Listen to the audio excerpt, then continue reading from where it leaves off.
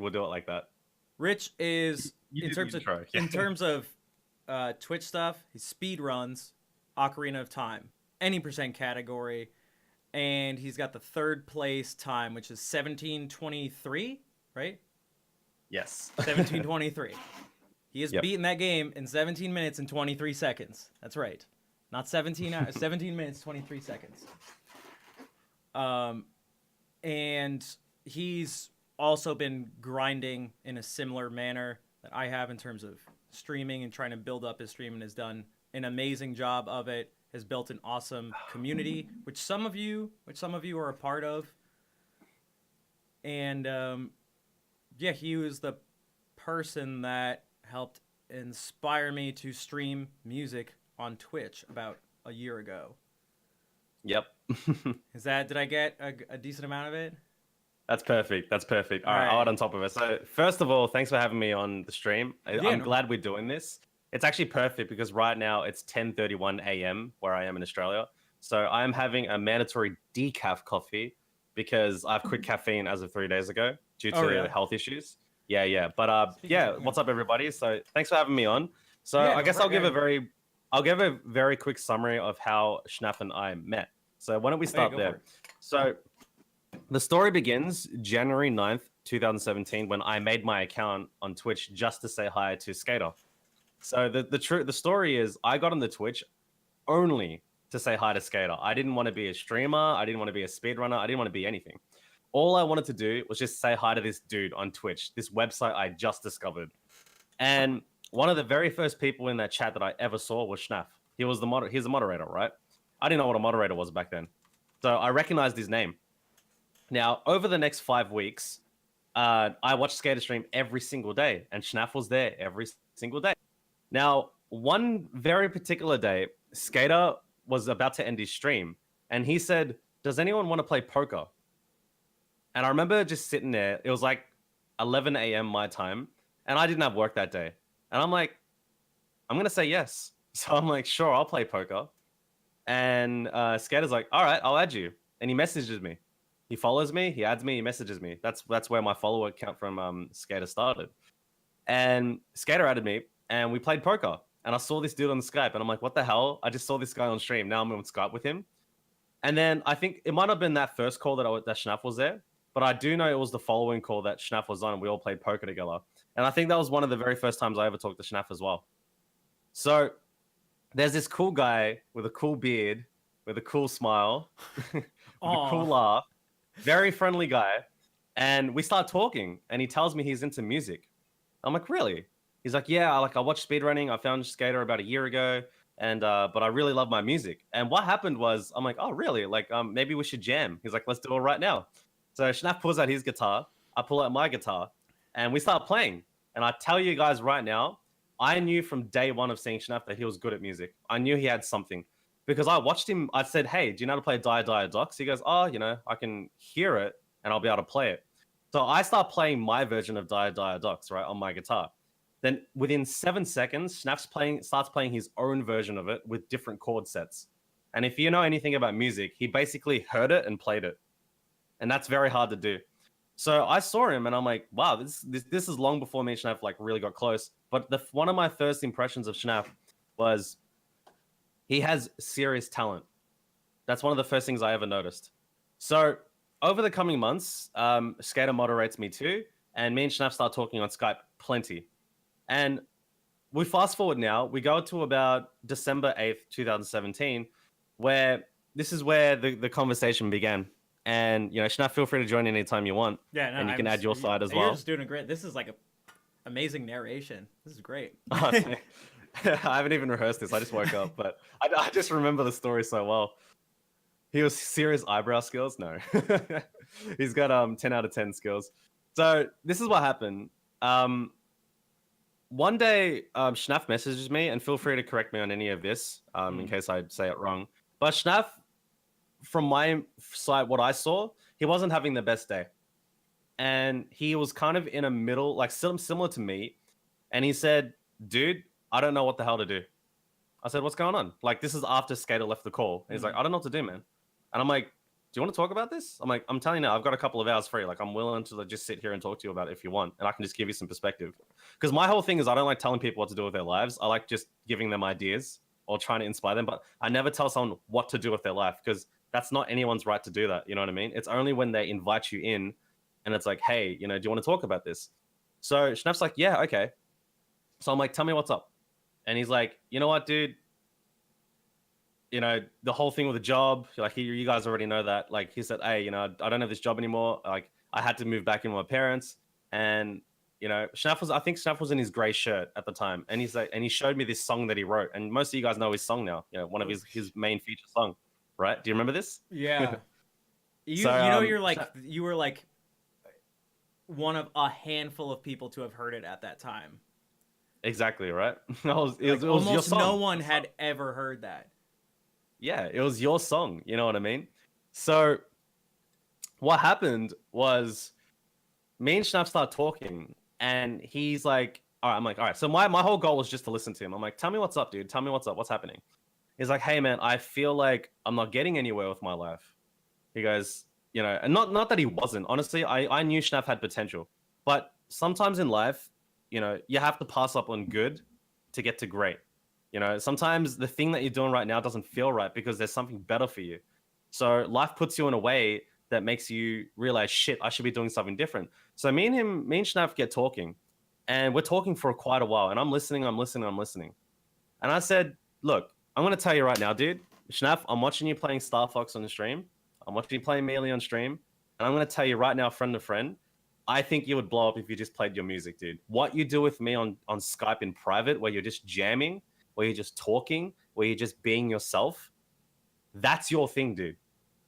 And he's like, are you sure? I'm like, dude, I'm telling you right now, I am a musician. I've been playing music for 14 years. I've never seen someone be able to just listen to a song and literally play it, but not just play it, but also make a rendition of their own.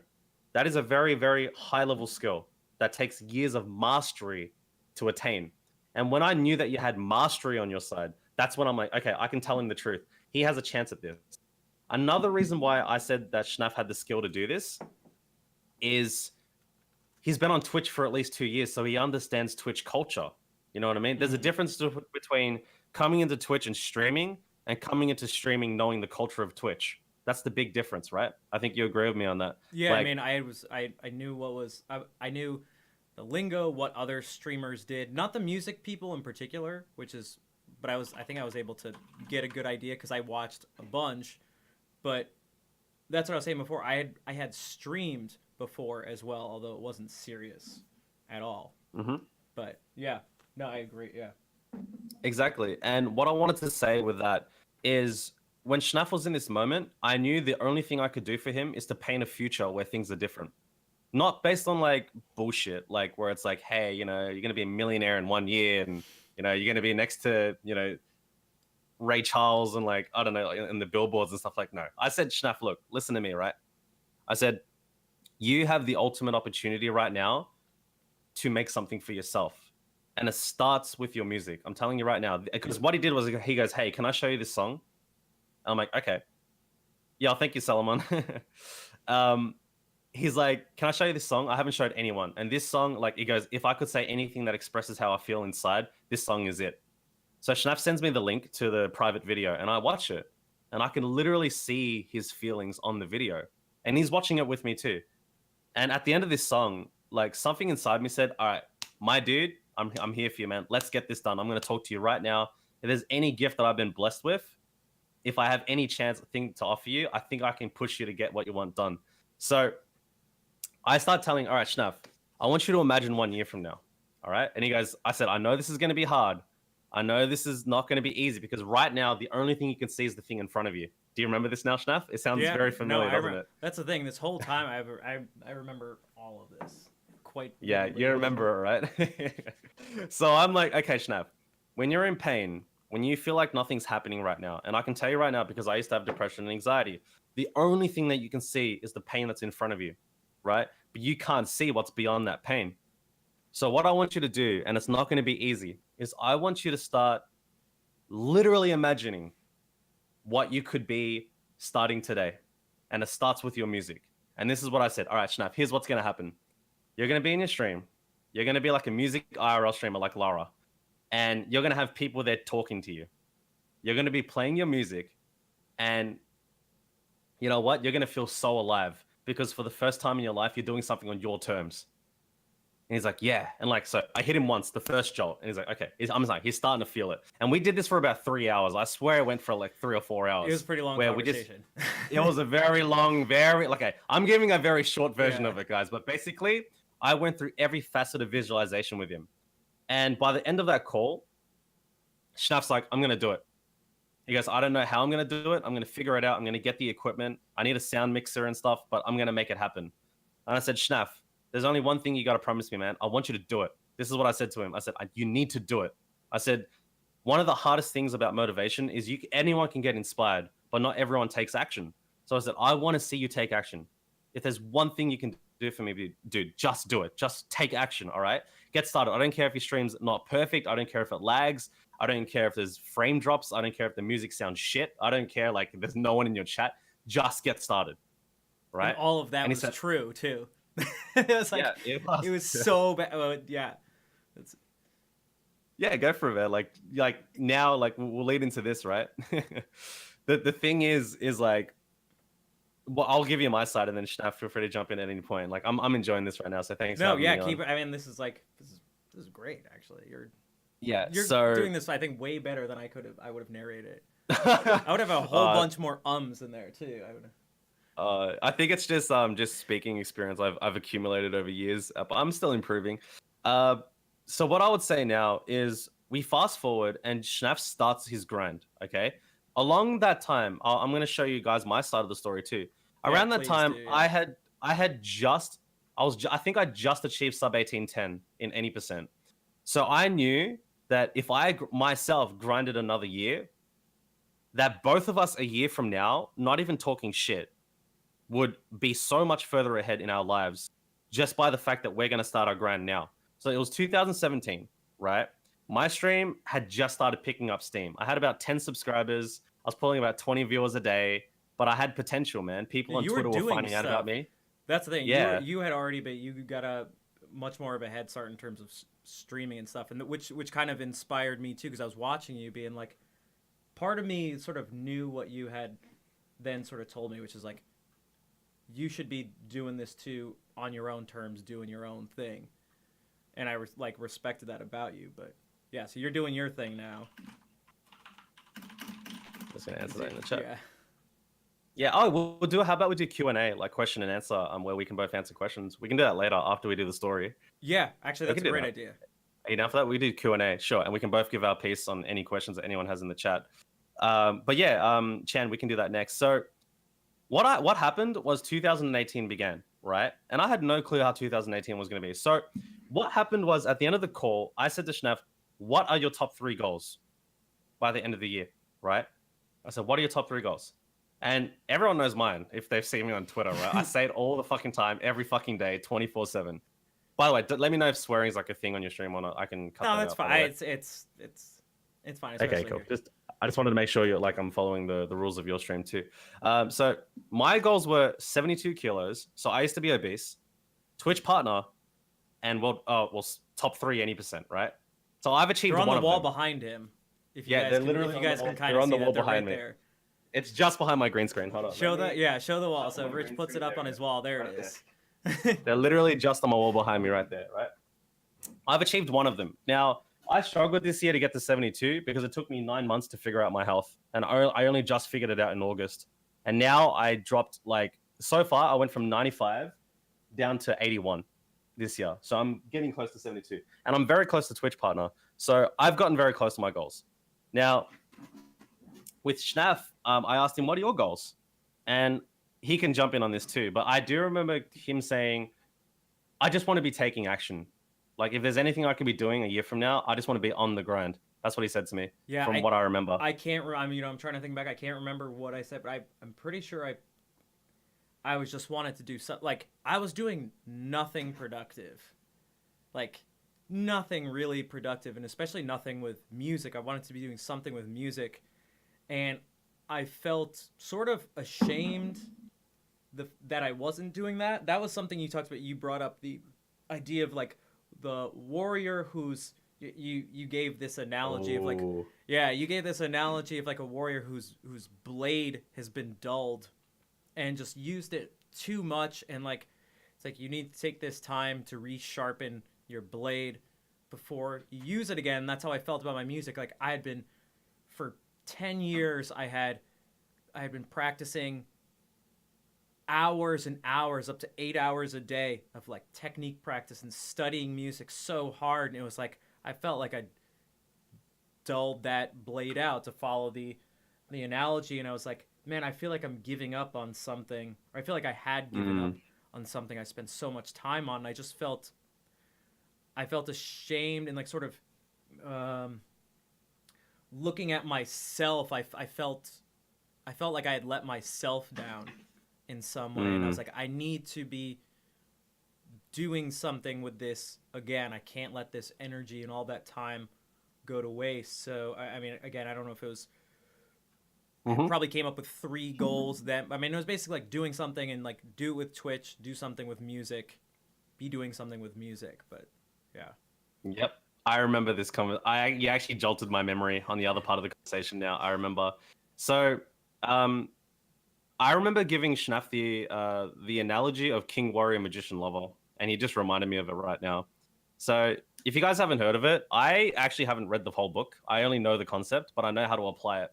So, if you guys are interested in this, so basically, we talk about personality archetypes. What that means is in every person's like masculine or feminine expression, there are different ways to describe their energy. You can have what's called a warrior, which is like a person who is like attacking like their goals. You have your swords, you have your shield. King, well, hold on, I'll type it down. King, warrior, magician, lover. So you have like your sword and your shield. That's a metaphor for how do you attack the world with your mission. What's your mission in life? And for Schnaf, that was his music. You know what I mean? That's his way of attempting mastery. That's his way of becoming like the man he wants to be, right? But a warrior is only one aspect of the personality. You have what's called your magician, which is your skill. So that's also his music, but it's also his ability to communicate. So I looked at him and I thought about King Warrior Magician. I'm like, he said I remember him saying, I feel depleted. I feel empty. I feel like I want to make music, but there's something missing inside. And to me, that sounded like a warrior who's burnt out. You know what I mean? I was totally burnt out. So, yeah. So the part of that is warrior magician. Now, there's also lover. Lover is, it's not just like, hey, I got a girlfriend, I'm in love, I got a wife. No, not just that, right? That's also love. But we're talking about self-love, the thing that makes you feel like you're a child again. You know what I mean, guys? Like, it's like when you play like your Super Nintendo and you haven't played it for 10 years and you just have like this insane feeling on the inside. That's your lover, right? And a warrior becomes burnt out without the love energy inside them. So it sounds mystical and stuff, but you can actually like scientifically almost break this down. But to me, it looked like someone who hasn't expressed their love energy in a long time from their music. You know what I mean? Like they weren't letting it out. Yo, Claire, thanks.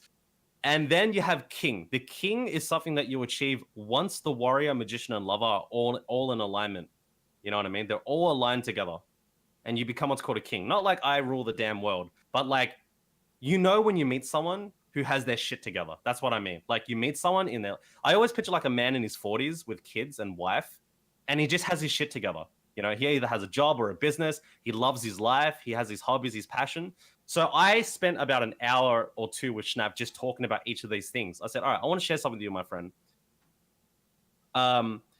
There's king, warrior, magician, lover. And I said, you're on the path to becoming your own king, but we need to fix these other 3 areas. So I said, the reason why you may feel so empty on the inside is because you're not doing enough things for yourself where you're developing that self-nurture of love. And he's like, you know what? I think you're right, man. And I said, I can tell because you're not putting your music on your stream. You're only doing it in private time. You know what I mean? I remember, I think, was it in your basement? You said like you were just sitting there with your guitar and you were just thinking to yourself. I don't know if like, I'm trying to remember, Schnaff, but you did say like, I think there was a moment where you were just on your own, just solitude, just quiet. Yeah, I mean, so I had spent, this tends to actually kind of just be the case in general with musicians who put a lot of private studying time in is that most of the time you're playing music for yourself, or at least when you have your instrument, you're alone in a practice room or in your house. You're somewhere just doing it, but you at least have what you at least want is an opportunity to play that music for people at some point so that you're working for something. Because I think we talked about this last night on the stream. It's too idealistic, and I don't believe it's true that you should just be able to do your own thing regardless of being able to share it. And if you love music, it doesn't matter. Like, you should just love music and not care if anyone else likes it or that you're playing it. It's like, I don't believe that. Like, that sounds nice and all. I mean, I do think it's not grounded in reality. Yeah, and I do think you should enjoy doing it, and it shouldn't be just the opposite where you're only playing music and doing it to just get people's attention or to win someone over, to get validation. It's like there should be a combination. And I had spent so much time only playing music for myself, and it was getting draining, and I was starting to have really, really nasty negative thoughts and feelings that you don't want to have, feelings of bitterness and resentment over others. When you start to see people you care about doing things you want to do and you start feeling negative thoughts towards them, that's not a good thing. And you got to do something to change that, because that's not going to help you. It's not going to help them. It's just like, that's not good. And it's a sign that there's something wrong. So that's what I was expressing to you. It's like, dude, I'm playing music and I'm only doing it in my basement. No one is hearing. I'm doing it for myself. It's like, that sounds great. I'm doing it only for myself. It's like, no, that's not good. Like, you should be doing it for yourself, but for other people too. How am I going to do it for other people? It's like, well, Twitch will be the way to do this. Yeah, man. And I want to add on top of that, dude. So what Schnapp is describing, from my perspective, is someone who is attaining a level of skill and success, but not expressing a means of fulfillment. So this is a very, by the way, this is all just opinion and I could be wrong, but there's a big difference between success and fulfillment. Success is what you can achieve, right? Fulfillment is how it makes you feel on the inside and what it does for others. So what Schnaff, when he told me this, like I'm remembering a year ago, I have very solid memory on these things, especially when I feel it. What I saw was a person who needed fulfillment too, not just success. You can have all the success in the world, but if you don't feel fulfilled in what you do, that's always going to feel empty. And that can lead to negativity, that can lead to bitterness, that can lead to shame, that can lead to like, I feel like I'm doing something wrong with my life. So what I said to Schnaff, and I'll say it again to anyone who's listening to this and like wants to hear on this, one of the greatest feelings you may have if you're built this way is the impact that you can make on others, right? This is something that I could say from experience, that when someone messages me on Twitter or Discord saying that my stream, just watching me do speedruns, has changed their life, that's some serious shit. Or people have, I had one person tell me, dude, I was alone in my room. I had nobody. My girlfriend just broke up with me. It was 2:00 in the morning and I wanted to cry. I was lonely. But you were there for me, man. I just saw this guy just doing his thing, trying to beat Zelda. Can't get past game for 4 hours, still laughing about it. And like, this person sent me this message, and another person, and another person, and another person, and another person. And I started realizing that, holy shit, this thing's not just about success for me. This thing's about fulfillment. So I said to Schnaff, a year from now, I think you're going to have that same experience. I think in some way that what you're doing right now is going to make such a positive impact on other people. Your gift, your talent, this thing that you bring to the world, regardless of how big or small your size of the stream is, that family that you're building there is going to mean something to you. I'm telling you, I said, talk to me a year from now and tell me how it is. That's what I said, right? This was towards the end of the call. And this is after 3 hours. Dance of Eternity sing along. Yes, I am. So I said, tell me a year from now how you feel. And you know what? Here we are right now. Schnaff, here it is. Did majority of our predictions come true? I think so. I mean, so in terms of, so we can think about a few different things. It's like, I've improved as a musician immensely, which is like the craft part of it. my ear more skill. so than anything, which is wild. From getting so many people just being like, play this thing, from anime to pop to classical jazz, all these different things, like everything, and going like, okay, what am I gonna do with this? In doing that, it's like I've leveled up a bunch of times. I have streamed consistently, which is probably the thing I'm like most proud of, that I didn't give up, like especially in the beginning, which is a long beginning, as I've sort of told this story before. And Rich, I came to you a bunch of times, especially when it was like, I was just like, no one was watching my channel except for Trombone and Kaylee, because they were friends of mine. I mean, like, guys, I was looking back last night, actually. There were some streams where I'm looking at it, you can go day by day, and Twitch has kept track of it. There was one stream where it was 4 hours with an average viewer count of 0.5. Yeah. And it's like, I didn't even know that could happen. Like, and this is like months and months and months. And all while this is happening, I'm plagued by recurring internet issues, which that was such a battle. I had over 30 calls with my ISP. We found out in total, because we actually, after we switched, talk to them, and they had to they actually tallied up all these things, and it was like, dude, I learned about the internet, like what's going on behind the scenes, and it was like, so dealing with this recurring troll, along with other trolls, but like, man, this one person who was nasty beyond nasty, like not just saying mean things, being weird, pretending to be someone for days and days on end, all to just all of a sudden spew some racist stuff.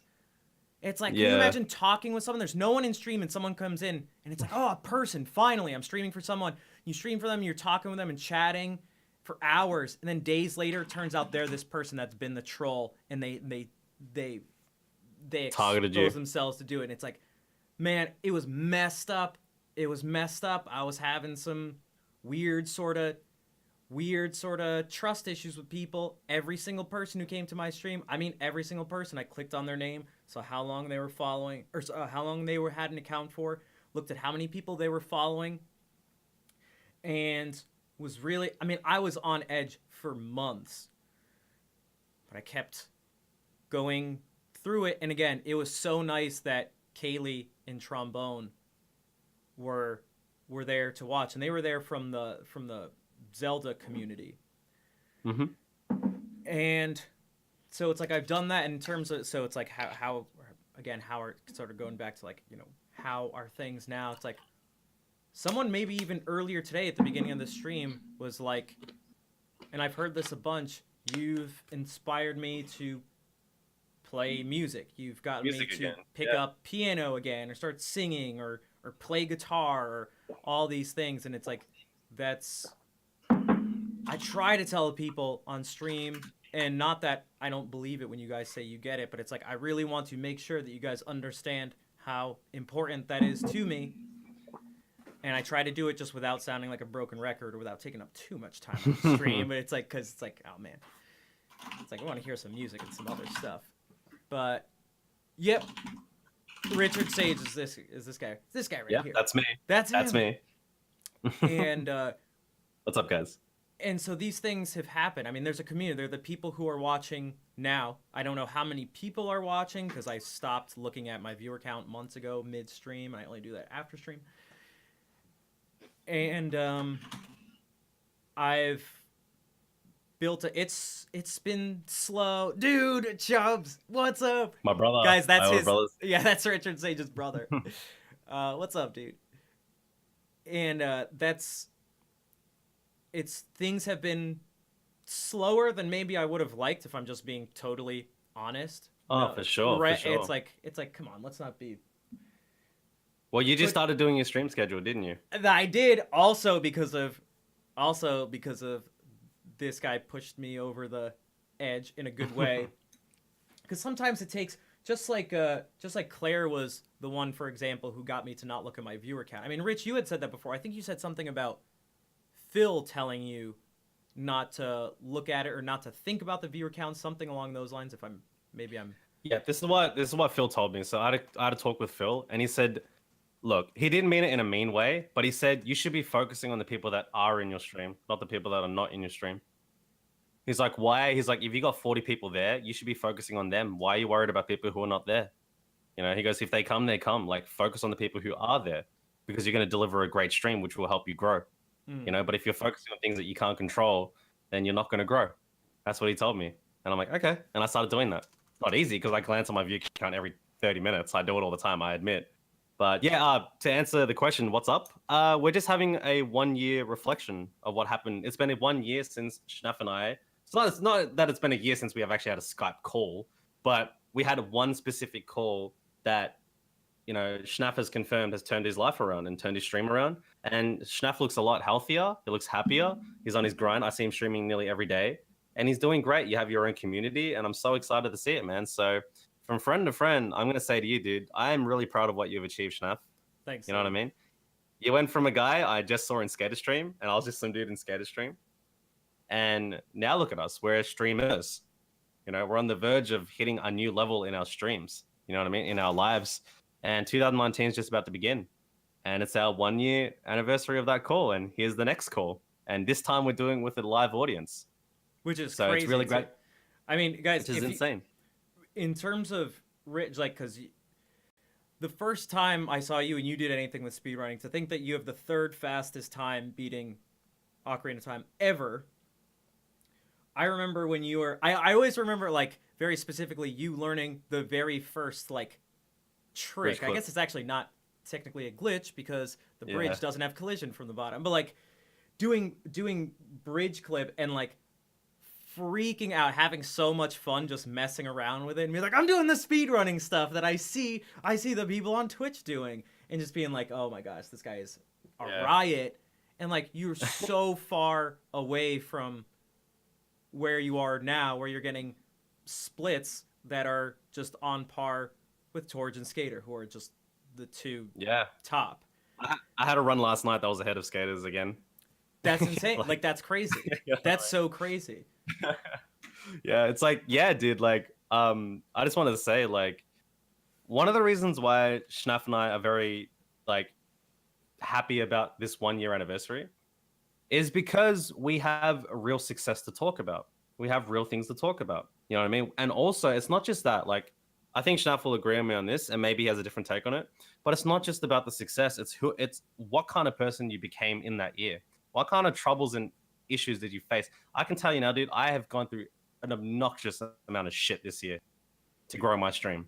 I went through internet issues. You guys heard, like, Schnaff said internet issues? You know my 4G issue, right? Yeah, guy. Rich has had internet issues.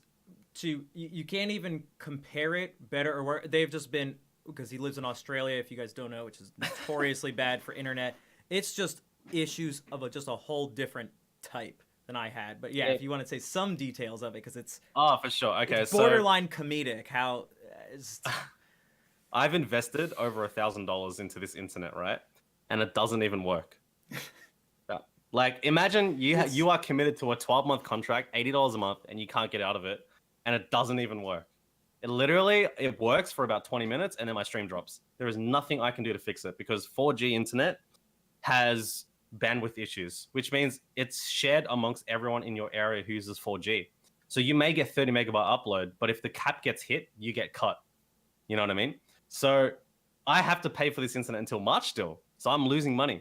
So I had to go back to my broadband internet to have a stable stream. I'm streaming at 800 bitrate right now, right? 800 bitrate, right? 540p, 800 bitrate. I could, if my 4G worked, I could be streaming at 3000 bitrate, 720p, perfect stream, which is what I want. So the point is, though, we'll go back to what I'm actually, like, the main point of the story is both Schnaff and I have had to deal with every time you try to reach a new level in this shit. I said this to Schnaff. Here's what's going to happen, dude. Every time you're about to reach a new level, you're going to come across an issue. I'm guaranteeing you, Schnaff, before you blow up, every level that you reach has an issue. There's always some obstacle you need to overcome, whether it's mental, physical, or some bullshit technical in your stream, or some issue with like socially, you know what I mean? Like there's some person that you don't want to deal with, or there's some community issue, or there's some stress issue, or some family issue. So you'll always face an issue every time you're about to level up, or you just get bloody lucky and level up. It's either one of the two. You have an issue and you level up, or you just level up. And 9 out of 10, we face an issue first, right? So, for example, when we started this call, the video wasn't working. Like the video, like, you know what I mean? Like it tell you, it always happens. So yeah. And you know what? I'm pulling up to 100 viewers a stream with 800 bit rate. You know what I mean? Like my quality is not my selling point. My quality is the fact that I'm enthusiastic and I've grind on my stream.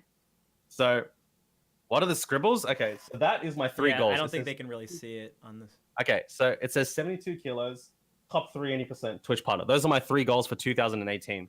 I've only achieved one of them, and in 2019, I'll be achieving the other 2. 72 kilos and Twitch partner. But that top 3 has now evolved into a new goal, world record. So the quick version of my story is ever since I started speedrunning, I've always wanted to get world record from day one. Schnaps knows this. Skater knows this too. I said it out loud. I'm getting world record. For me. Not because I want to beat Skater or Torj, but because I want to do it for me. I'm that close. I've had many runs that could have been world record now. So it's happening for me. So yeah, we're here a year later and we're sharing this good moment, because here's the thing, we can highlight this stream and turn it into a podcast. How's that? Well, that was something we talked about too, which was it was probably good that we waited a little, at least as long as we have, because I mean, I realized, for one, the internet issue. I remember you telling me, it's like, dude, we're not gonna be able to do this if you keep sounding like a robot on Discord calls, which I found out was because of the internet thing, because it was dropping down to like 0.1, 0.2 upload. It was messing with the call quality. So to have the audio and all the technical stuff fixed, it's like, okay, we need that now, and we're not going to be able to do it until we get this stuff done. And also establishing, like, I have lots of ideas for my stream just on my own and other things. Like but we have to have some sort of foundation. Like yours, regardless of what happens, will be it'll be, at least for a while, any percent, like speed running that. Even if you do other things, it's like that's going to be the foundation of it. Absolutely. And for mine, it'll be playing music, even though I want to do lessons and analyze actual serious analysis of things. I look at videos and of stuff, course. The main thing, Schnapp, I was just going to add on top of you, is we've set, just like you said, no, I just wanted to add in because I think we're vibing really good on this. We've now set the foundation for 2019. We have unlimited opportunity. Not just me and Schnapp. I'm talking about everyone in the chat. There's something you want to do in your life. You have the opportunity to do it. Now, you may have any health restrictions or financial restrictions, I can understand. But the answer is you can be resourceful. That means regardless of your situation, you can find a way to make things work. That's why Schnapp has grown. That's why I have grown. Because in our moment of where nothing's happening, we found a way to get inspired. We found a way to take action. So we're here a year later, right, Schnapp? And we're about to have the conversation. Can you imagine a year from now? Dude, from now. December 7th, 2019. 2019. I know. It's like, what? Because it does seem so. I said before, it was like, I would have liked to have grown more, but at the same time, I feel like I've grown more than I could have imagined. Like, it didn't, because I never really saw myself as a streamer. Even when we were talking, because I did it so sporadically, and it was really only to make sure runs were verified and so that I could get help with stuff. Because I was doing speed runs offline, and it was like, let me do this and have people help me out, because people are just super helpful in the community. And so it just didn't seem like I'd never thought of myself as a streamer or called myself a streamer. It was just so inconsistent. And now it just feels different. Like, I feel confident saying that and being like a music streamer. So a year from now, I don't know. I've talked to this. I mean, so part of this, like, I do want to. I want to say, okay, this will link it sort of back to like, you know, we all have the potential to do this stuff, including the people in chat. And yes, you said there may be financial setbacks or health setbacks or issues and stuff.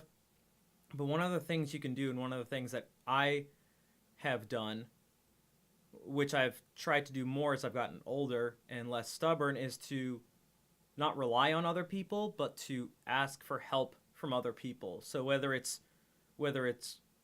Rich helping me out with this and being like, man, I just need some advice, or just need someone to talk to, or need something, or another person that just, I mean, I talk about all the time, but I also is another person who's a key component to what's happened is Claire, and she deserves a shout out in that way too, and that's why she's like, RichardSage like knows what's up, because she's talked to me about similar things, and I've had lots of setbacks.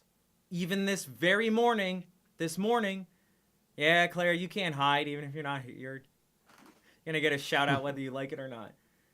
And I say without some of these people, I care about all of you, but some people have had a profound impact on me, and I've had to lean on them, sometimes a little bit, sometimes a lot, to get through it, because there have been all sorts of different setbacks. So having someone, if you can, for the people in chat, if you can find someone and open yourselves up to someone, and find someone who's going to accept what you have to say, and not be judgmental. I mean, there's some people like Rich and Claire, they're people who I feel like I could kind of just say anything to, even things I don't like about like things I wouldn't like to say, things I wouldn't like to think.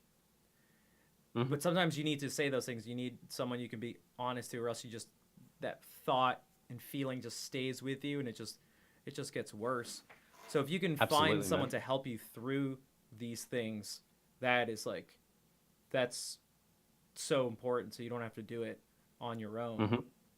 And I know there are good people in here, and like I can offer myself like some help. I can't promise that I can give all of myself to everyone here, but one of the things I wanted to do with the stream is to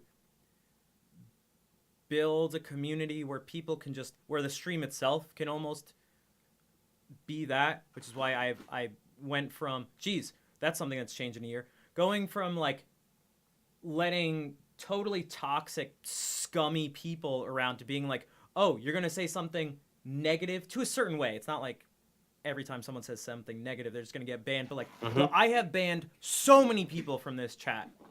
So many people have just been like, nope, see ya. You don't get a second chance. There's no timeout. It's like, Claire, you said it last night. It's like, I'm not going to take the time to teach someone how to act like a good person. It's like, if you need to do that, it's like, nah, not here. Sorry. It's like, and that's how you can build a place where people feel okay being themselves and being open.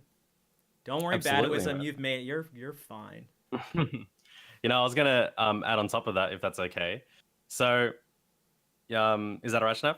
I'm giving that look to Ruiner because he thinks he's funny. Oh no, okay. So, by the way, welcome everyone else who's coming to the stream. So, we're just having a nice reflection talk on everything that's happened in the last year.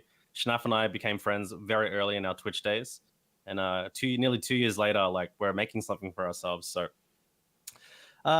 the thing that Schnapp was talking about, and I wanted to add on top of this, and on the next thing about like culture, is there's a really good, like I say, you guys probably know I reference a lot of concepts and books. So there was King Warrior Magician Lover. There's another book called The 7 Habits of Highly Effective People. And he talks about the 3 stages of growth, which is when you start off in life, you're what's called a dependent person. Like you're a baby. You have to be dependent on your parents. You're dependent on your family to raise you, to pay for you, to help you live, right? And in your personality, you're a dependent person. You depend on others, right? So that's stage 1. Then you have stage 2, which is independence, which is, you now rely on yourself. You're an independent person. You're doing your own thing. You're your own man. You're your own woman, or whatever you identify with. You are your own person, and you rely on yourself. But being independent can only take you so far, right? So the next stage is interdependence, which is it's not at the same as dependence. It is a bunch of independent people coming together to achieve something that you couldn't do alone. So when Schnapp was saying, hey, sometimes you need to lean on other people, he wasn't talking about dependence, which is I'm an empty person relying on you to fill my needs. No, I'm an independent person who together we can achieve something great. So what Schnapp realized is when you become an interdependent level person, whereas you've got your own shit, you've got your own grind, you've got your own thing, but you could still team up with others and do something great. So he created interdependence with Claire, with me, and he's able to achieve something great. So I wanted to highlight that for you guys if you ever want to like understand it from a psychological perspective, which is interdependence is where a lot of great things have been achieved in the world. We're talking about electricity, we're talking about the internet, we're talking about space travel, we're talking about everything we do right now, Twitch, Amazon. I sound smart. I'm okay. I've got a long way to go. I just invest myself into a lot of concepts and try to learn as much as I can. I like to be an open mind and always think that I'm a wipeout in life. That's my mentality, and I'm always trying to grow from that. But thank you, King Richard. I appreciate that. So the next thing I wanted to talk about, this is actually like, it's a sensitive topic, but look, the whole toxic people thing and the whole banning people thing it's not that those people are bad, right? It's just that you have your own culture that you want to preserve. This is something that, as a streamer, you learn once you stream. And when you're a viewer, and like I can see Schnapp nodding his head, like he knows, like it is different when you're a streamer building a culture. When you're a viewer inside of a culture, it is two completely different worlds. Because this also happens in corporate world, business world, entrepreneurship, and performance arts, right? Every area of life, there is a set culture within a certain community, right? And this is human nature. Now, there are many instances where the most talented people in a corporate environment are fired because they affect the culture of the business. You know what I mean? Like they're toxic to people in the business. They are the highest performing salesperson. They make 500,000 in revenue for the company. They get fired. Why? Why would someone who makes $500,000 a year for the company get fired? It's not just about the money. It's about the culture. So it's not that the person is bad. It's just that some people don't fit within certain community cultures. And when let's say someone's trying to build something positive, right? And Schnapp, this is actually a really good topic, right? Man, you and me are going to have a million podcasts. I can see it already. We're going to get started next year. It's going on for a while, and I love it. I got tons of time. Yeah. We got tons of time tonight. It's 12 hours, but that's 12 hours minimum. In before 24 hours straight. I know. Oh, man. But yeah, I'm keep it. So yeah, for sure. So if you guys are interested in this, every community culture has its own set rules that are unspoken of. You follow Gary Vee? Yeah, I love Gary Vee. He inspired me a ton. He actually messaged me one time. True story, Solomon. Gary Vee messaged me in private. We had a chat. So I can talk about that later.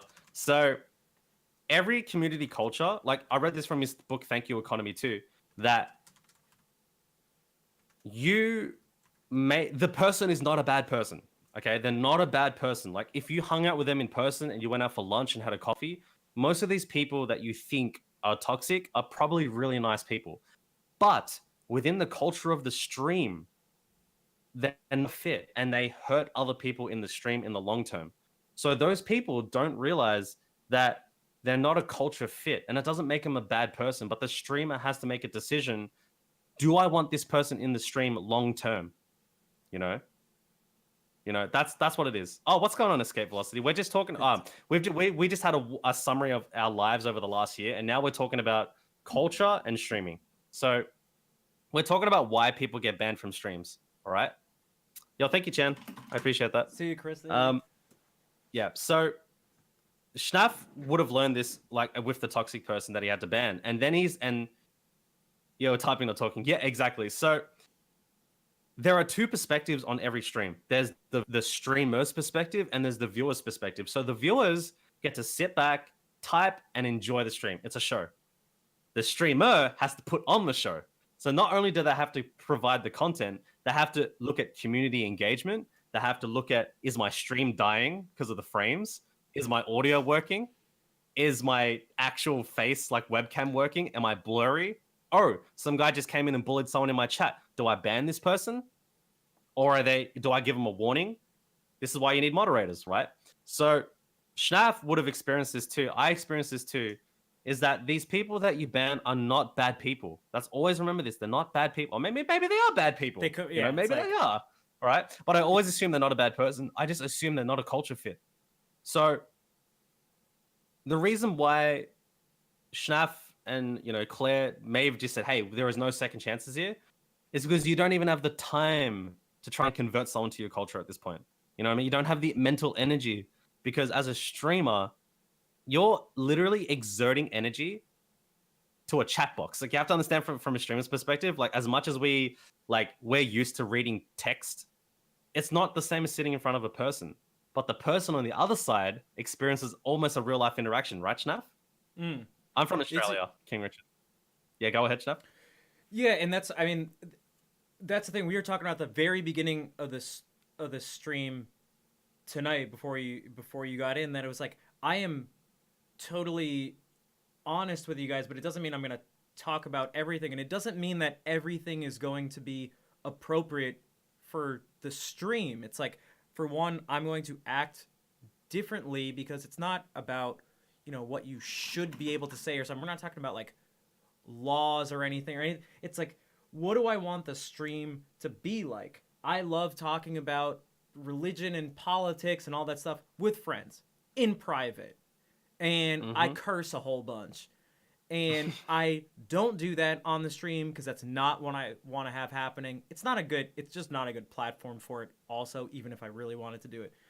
But it's like, it's not about whether you should be able to do something or even whether I agree or not. It's just like, is this going to work with the vibe of the channel? What do you want to achieve with what you're doing, and does that help you achieve it?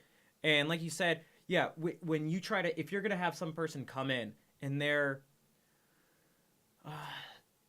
just being negative in some way, maybe they're not even troll. Like, trolls are easy. That's like the simplest out of all. When someone's just like a troll, a simple troll, again, not like someone who's going to keep coming back and doing weird things and finding personal information. When someone's just like, you suck, or comes in with some account that's like a racist name hidden in some, you got a weird beard, yeah, all that's, it's like, okay, they're just like, it's so easy to imagine. They're just like, they're just giggling on the other end. They're most likely not a bad person. They're just like, maybe their friends are there, and they're in like, maybe in a Discord call with their friends, and they're doing it too. And they're like, let's get a bunch, like, have a bunch of them. They go to this one channel, and like, they do a few people like attack simultaneously, and it's like, all right, guy, like, the inner troll in me giggles. I always use this one example. Someone came in one time and just, it was so subtle. It's so fun. Dude, Rich, thanks for the host. Yeah, that's okay, man. I figured, like, we're already here. I might as well just do it. Someone came in one time and said, you're ugly. And I was like, inside of me, I was like, it's like, don't acknowledge it, but that is hilarious. It's not like, you look like a fucking monster or a pig or something. It was just like, you're ugly. And I was like, oh my God, that is hilarious. Not because it's right, wrong, and I was just like, no one does that. Like, that's so I was like, that's amazing. But I had to sit there and be like, the thing is about attention. It's like, so this person who's negative, are you going to try to change them? That derails the whole stream. It becomes about them, and it takes your energy away from all the other people. 100%. And now you're going to spend it teaching this person how to act like a good person in your channel. It's like, no, I just don't have the time. We don't have the time. I'm prioritizing everyone else who's acting like a decent person. It's like, you're going to have to do that maybe in private if I really cared enough, but like, not, it's just not happening right now. Yeah, and that's 100%. Attention. I was gonna say, like, I used to be like, hey, I'm gonna give you 9 warnings, but when literally people message me saying I feel uncomfortable in the chat, I'm like, yep, that's culture being attacked right here. I'm not having this.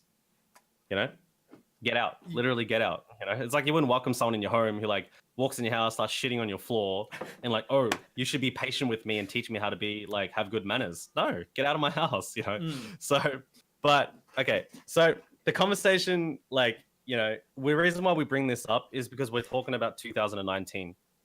Before you can move forward, you have to be clear on what you want, right? It doesn't mean you have to know everything that you want, but this is where Perfect we example, go back. just to let you guys know. All right.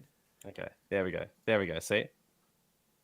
I shouldn't have even said that, but that's almost That's ironic okay. how No, that's fine. That's perfect. fine. All right. Oh, Who are we escape chatting velocity. with? So, RichardSage. okay. Okay, So I'm also a Twitch streamer, and Schnaff and I have been friends since like we started on. Well, I started on Twitch just after him, and we both went from not being streamers to where we are now. And what we're doing now, Velocity, is we're just summarizing everything that's happened in the last year. So the quick version is, if you just came in onto the call, we're just having a chat. A year ago this day, Schnaff and I had a 4-hour call where I pushed Schnaff to become a music streamer. He always had the talent. He always had the ability to be a music streamer, but there was something holding him back. And now he's here now. We've got 42 people in the audience. We're having a chat. We're just jamming. Schnapp's doing a 12-hour stream. I'm going to be doing some other things later. And is it gaining or losing, King Richard? It's losing. I used to be 100. So I used to have obesity. I used to be morbidly obese. I also used to have clinical depression and anxiety.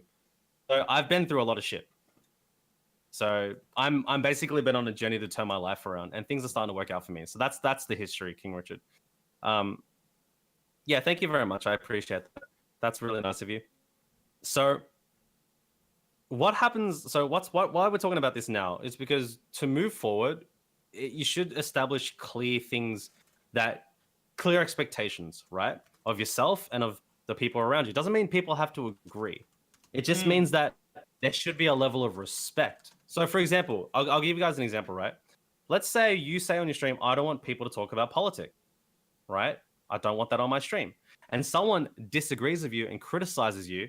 Hey, man, but maybe you should allow politics. It'll open for more discussion and, you know, it'll be good for the stream.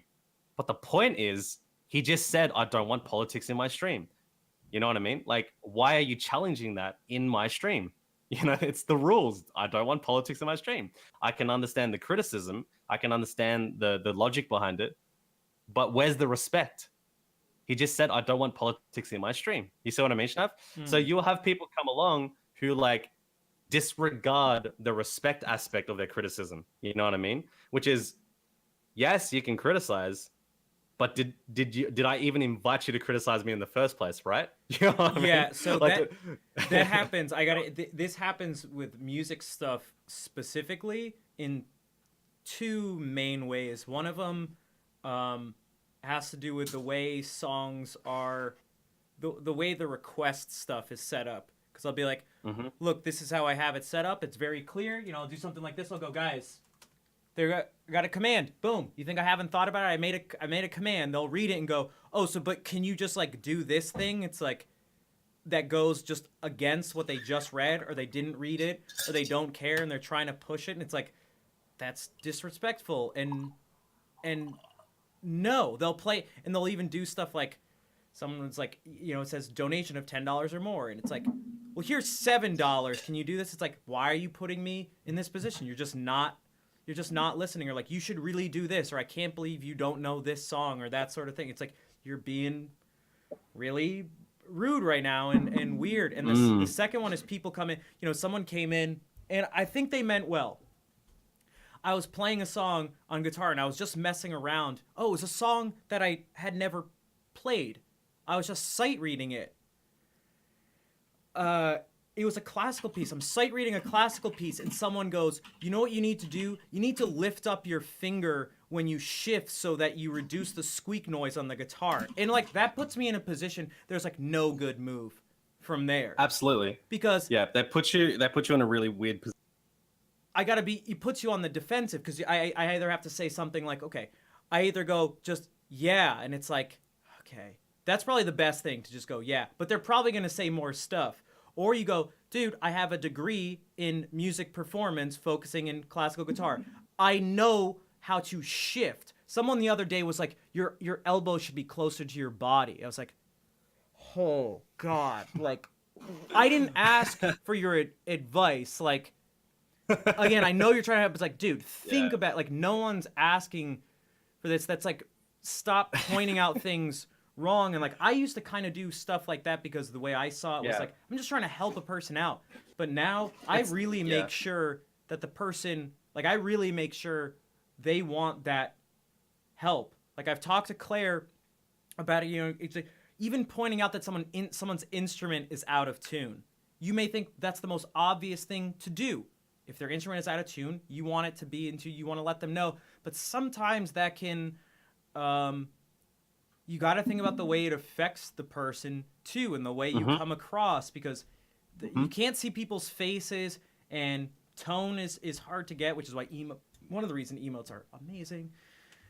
But you're telling someone, it's like, tune your instrument, or like, this thing is your E string is flat, and it's like, bruh, okay, is this helping? And like, you're sort of distracting, and so it's like, people, I feel like that's a subtle form of disrespect in some way, even though they don't mean it. It's just very like, dude, it's like, I don't need, like, no one's asking for your, it's like, thanks but no thanks. No one's asking for your advice right now.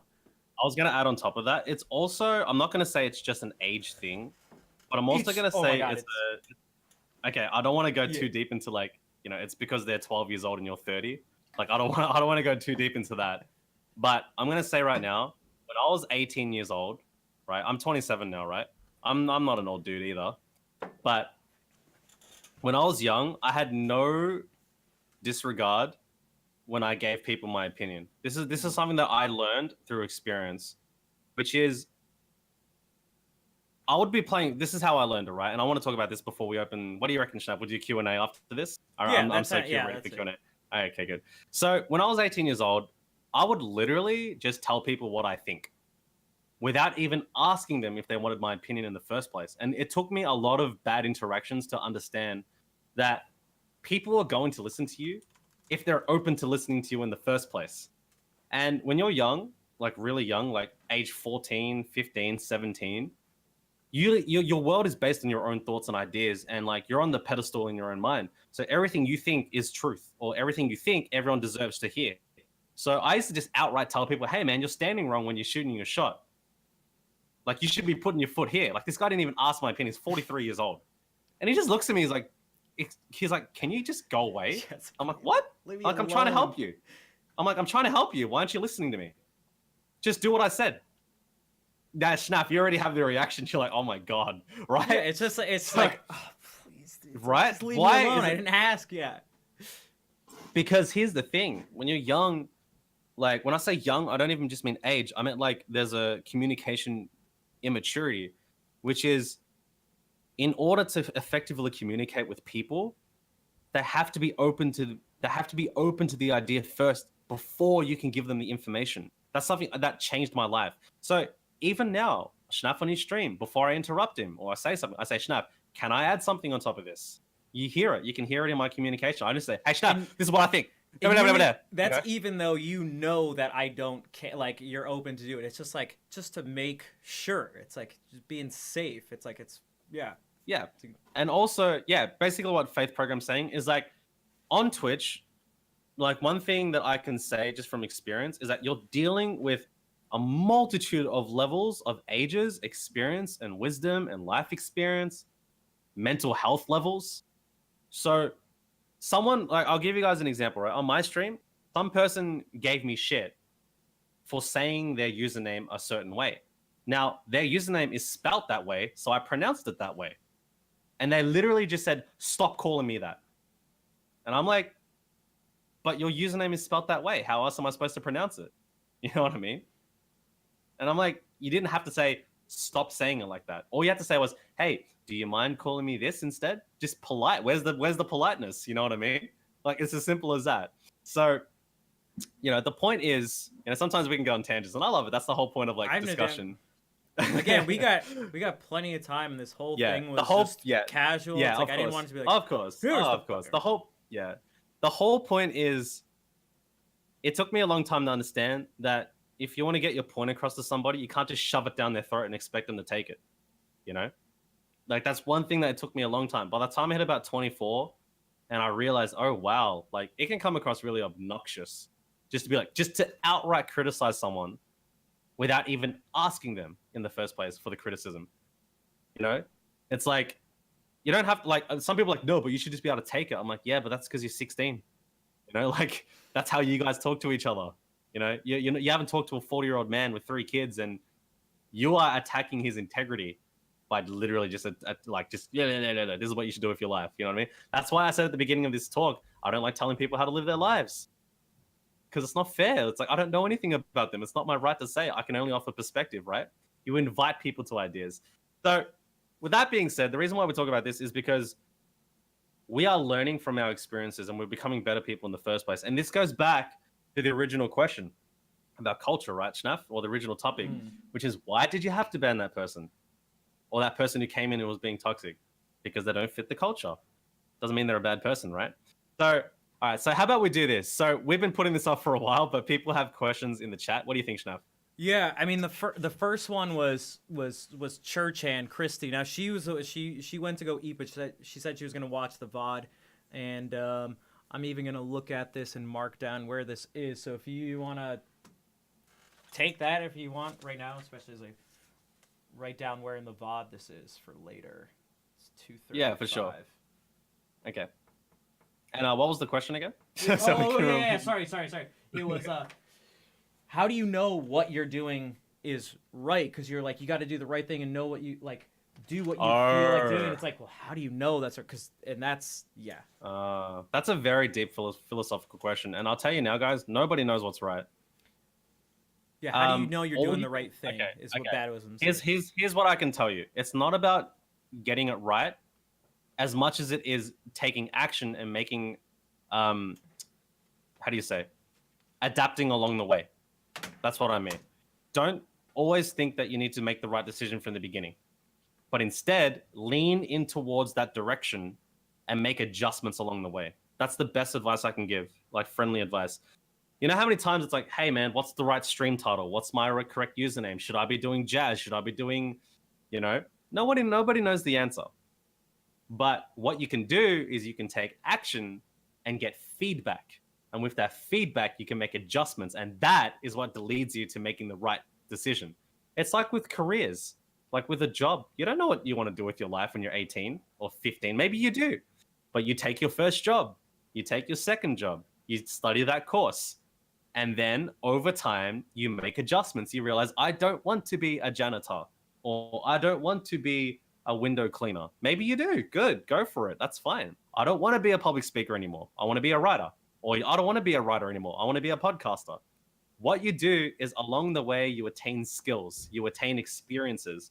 And with that experience, you find the right way. So yeah, that's my suggestion.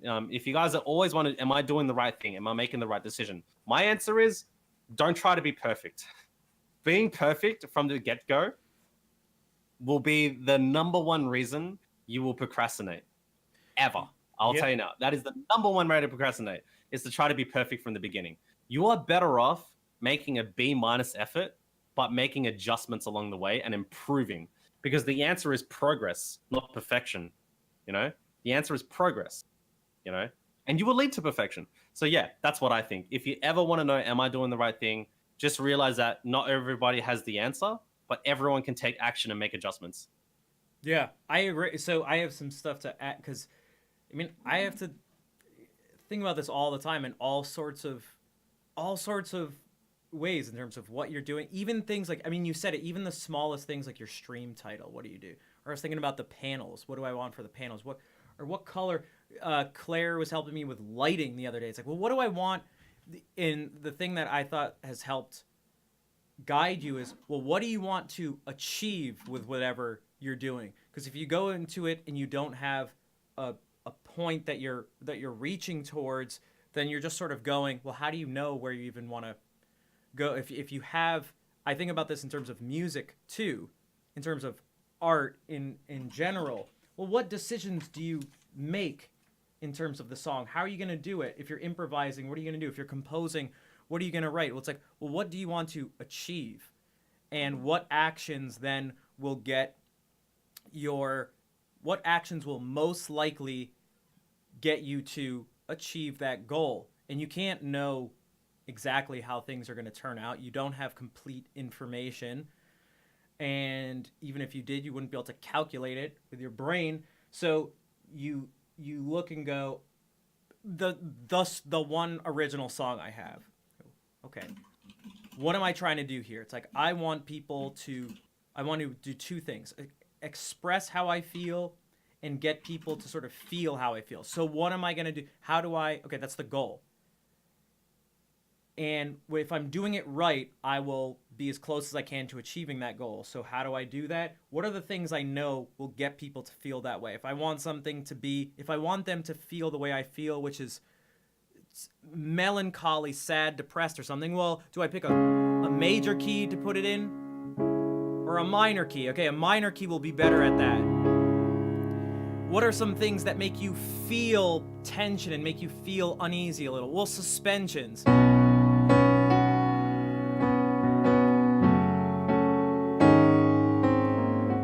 That sort of thing.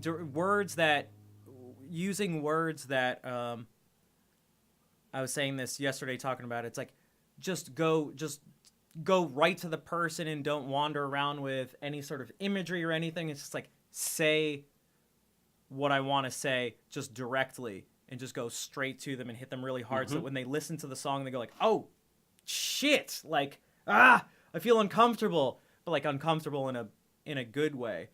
And it's like, that's how you know you're making the right decision as far as I can tell. In terms of the lighting, this is something I'm thinking about now. I don't know. I've wanted it to be a sort of chill type thing, but it's like, is that what the stream is like? Sometimes the stream is chill, sometimes it's ridiculous and not chill at all. And that's I don't know if what I'm doing is right, but I'm seeing how people react to it. I'm seeing how I feel when I look at it. I'm getting I'm getting someone who I know is knowledgeable on the topic to help and just try something. And if I waited till the stream was perfect in terms of lighting and everything and songs and all this stuff, I still wouldn't be streaming a year later. And so you can't just wait for perfection, because it doesn't even exist. You're always going to be tweaking stuff. You just got to go for it. But it also doesn't mean the opposite, where you just don't think at all. I mean, you said like it's better to do a B- effort or something, like basically than it's like than to do nothing at all. It's like, well, if you can do an A- effort and still do something, that's better than a B- effort. But if it's B- versus nothing, it's like, do the B- effort. Mari, what's up? Thank you for the host. Welcome. What's up, Mari? Mari, hello. Look who we got on the stream. Look at these Ocarina of Time people around here. Look at you guys. What's up, Lenster? What's up, Mari? What's up, Akipa? So that's I don't know if people in the chat too have things to. Of course. I can add on top of that one more thing, and then we'll move on to the question. So basically, the answer is, look, you can never predict how everything. Look, I'll tell you now, as a streamer, I'm going to add on to this. You don't know who's going to turn up. You don't know what the dynamic's going to be every stream. Every stream is different. Every stream is its own individual microcosm of the universe. I'll tell you now, Schnapp would agree with me with this. Tuesday stream, Thursday stream, Saturday stream, they're all completely different. Like they're similar, but they have their own dynamic interactions. So you don't know what's going to happen. So the only thing you can do is just trust in your own skill set, in your own mindset, and on your own experience that you can adapt to what comes along. And if you can't, it becomes a learning experience. In other words, it's a win-win situation for you. When you enter these situations and you don't know what's up, the only thing you can do is learn. You could fail, you can crash, you can burn, but you, at the end of the day, can learn something from it. So that was a great question. Yeah. So the next question, I'll go through the list that I saved. The next, we'll take a more. I was saving stuff too. Yeah. What do you have? Right. So there's a question. It says, "I am a strong believer." So this is from. I don't remember who posted this, but I am a strong believer in horoscope and astrology. Would you both mind telling us your thoughts as well as your signs? So like Virgo, Aries, and all that stuff. Are you into that stuff, Schnaff? I'm not, and I can tell you why. I just. Okay. I'll tell you my version of that. Go for it. Okay, so I'm not very big into astrology myself, but I have a lot of friends who are, right? To interplanetary alignment, the stars in the sky, and how there's shifters of energy in the universe. Dude, we can get into conspiracy theories and stuff like, oh my God, this will be like a 27-hour podcast, like if we get into that stuff. But the whole thing is, I'm not into it myself because I'm very empirical as a person. I believe in, having data to prove things, but I've also believed in the mystic, which means there are things that we can't explain. There's coincidence that happens. Like I think a certain thought, and then this certain thing happens. Did I have that impact? So my sign is Virgo. I don't know much about Virgos myself, but I can tell you this is that I do believe there is something beyond what we can see. I think that as a human race, we're very early in our understanding of the world, and we can see that there is more and more we need to learn. So yeah, that's what I can say about it. Very, very simple question. I'm not too deep into it, but I do believe it has a factor in some way. What do you think, Schnaf? I'm also a Virgo, and I tend to be empirical as well. We seem to be very similar. I also agree for lots of different reasons as I get older.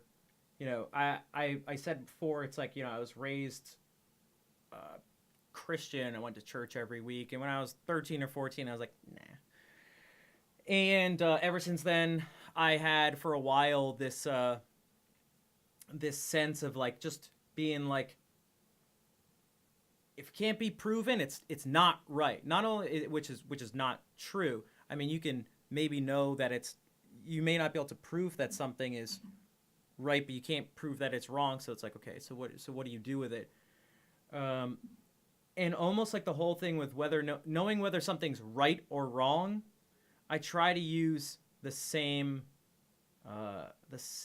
sort of guiding principles, which are like, well, what do you want to achieve, and does doing this thing help you out?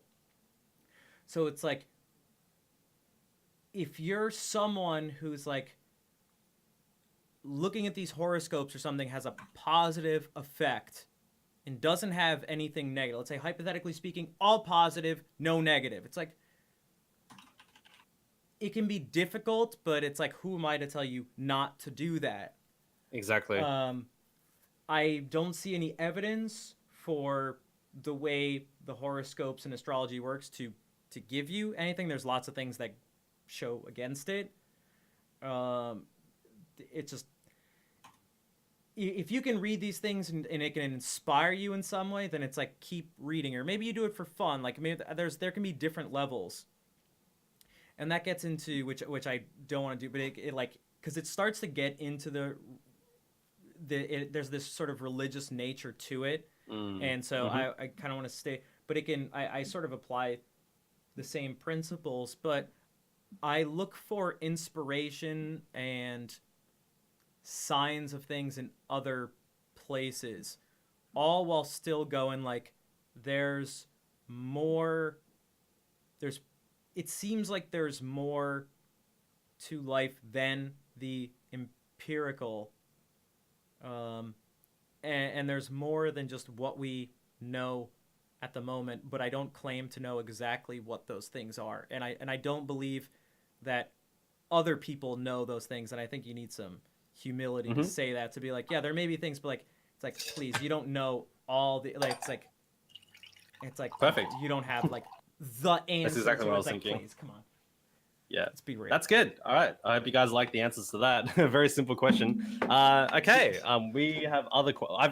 You've been saying I've been DMing you all the questions that I've been saving.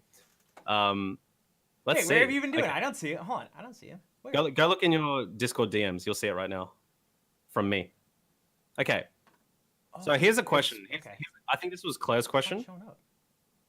Okay, so it says, "Hey Richard and Schnaf, what do you think about the stress and pressure about feeling like you're wasting time by doing experimentation to get feedback? What if a decision you make to get feedback ends up making you miss an opportunity to do something better?" Basically, look, here, I'll start off with this. That is the whole question of what if. It's life. It's the whole what if question.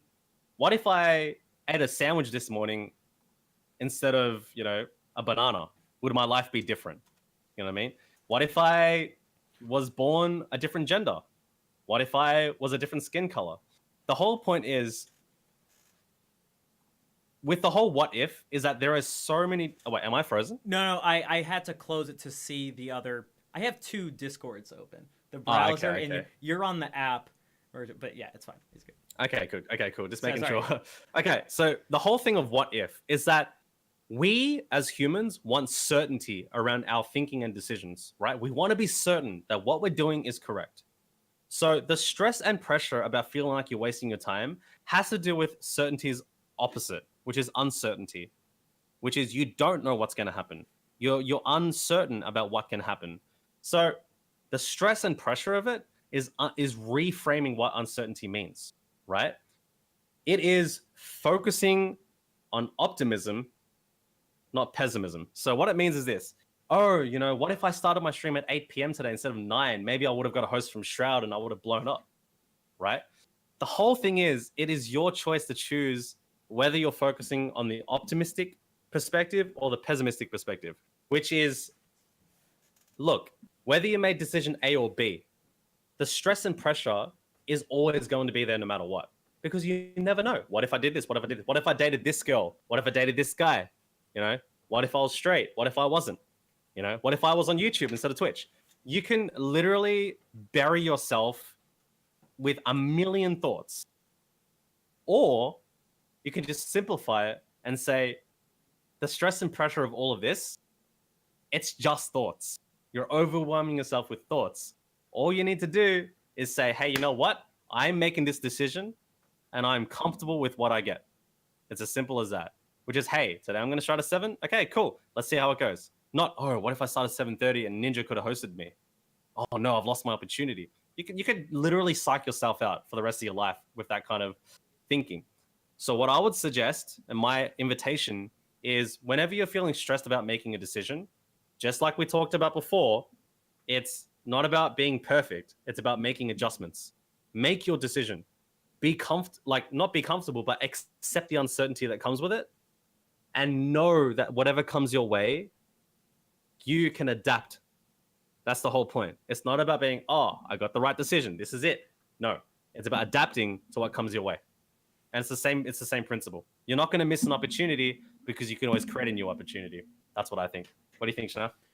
Yeah, and one thing I wanted to say with another question too, which deals with basically all of these, is that I feel like I have to say is that these things are all easier said than done, and I need to listen to all of my own advice too. Rich, I can't speak for you, but I'm imagining it's the same way with just because we say these things, it's not like absolutely. we're just perfect. We do these things all the time. Last night I finished stream and I saw that there were a bunch of people on, and I was like, maybe I should start the stream back up. I don't want to miss out an opportunity on this thing for channel growth. Maybe these people will do. But then if I do it and no one hosts or raids me or something, then it'll all be a waste, and I will have wasted my time and energy, and I need to sleep because I'm streaming tomorrow and doing a 12-hour stream. Or what do I do? I got psyched out, and the decision was made. It was like, don't do it, because you're just, now at this point you're not in the right headspace, because it was totally paralyzed by not accepting the uncertainty.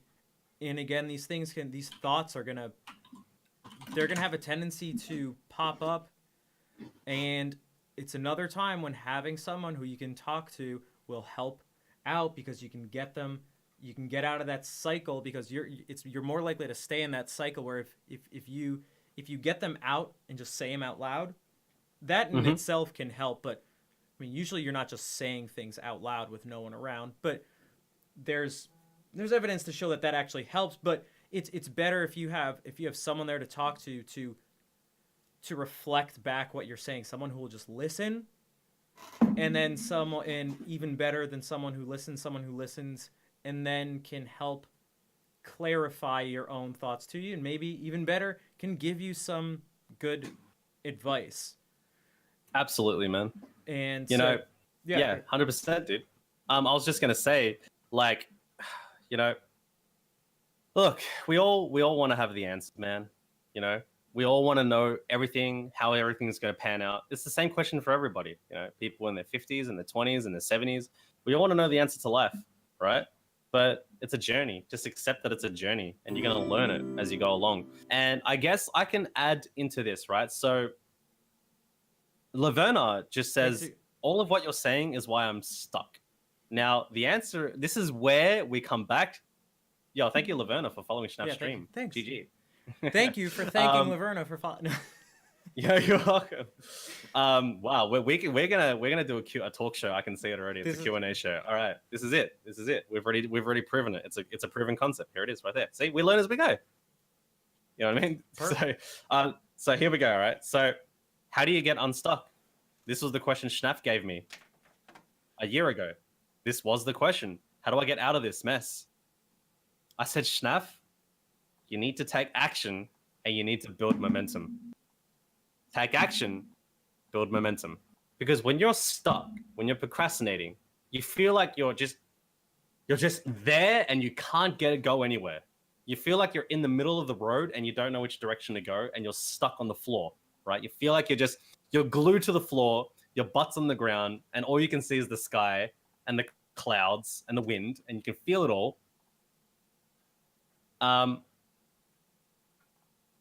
But at the same time, you're just stuck right there, right? So the answer is you need to give yourself permission to screw up. Too afraid to mess up.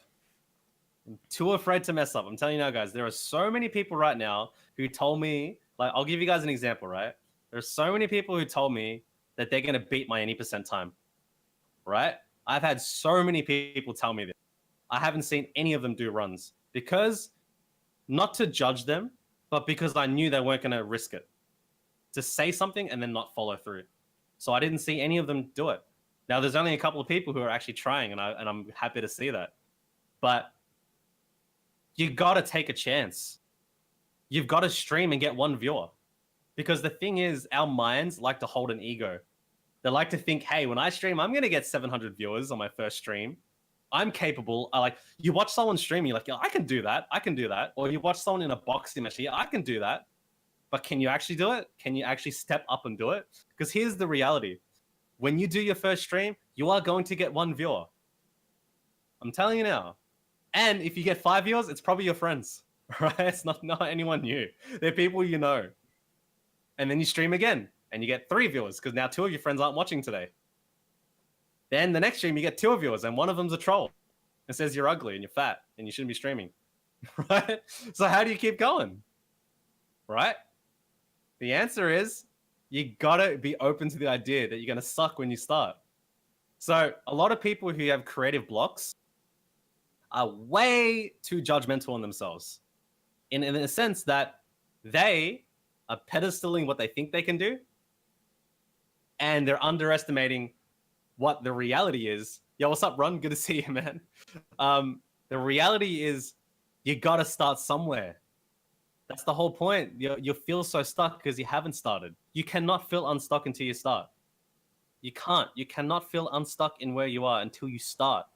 And when you start, you realize where you really start. Isn't it true, Schnapp? Your very first music stream, you're like, oh my God, here we go. So it's nice seeing Juke in here. It's funny. Yo, what's up, Juke? So how do you get unstuck? It is common sense. You've got to start and you got to realize you don't have all the answers. But we go back to the same principle, because you got to adapt along the way. The whole point is to have journey. You know, whatever you're doing, get on your journey, get started. Just get on your journey, you know? Just do it. I mean, I'm going to show you guys, we're going to look at clips from my first music stream, and you're going to be horrified at what you see. It's not pretty. Visually, sound, none of it is pretty. And I had to take this advice, and it's very difficult to do. I am very much a perfectionist to more of a degree than I'd sort of like to admit. And it's something I've worked on for more than half my life now in lots of serious ways, because it can be paralyzing.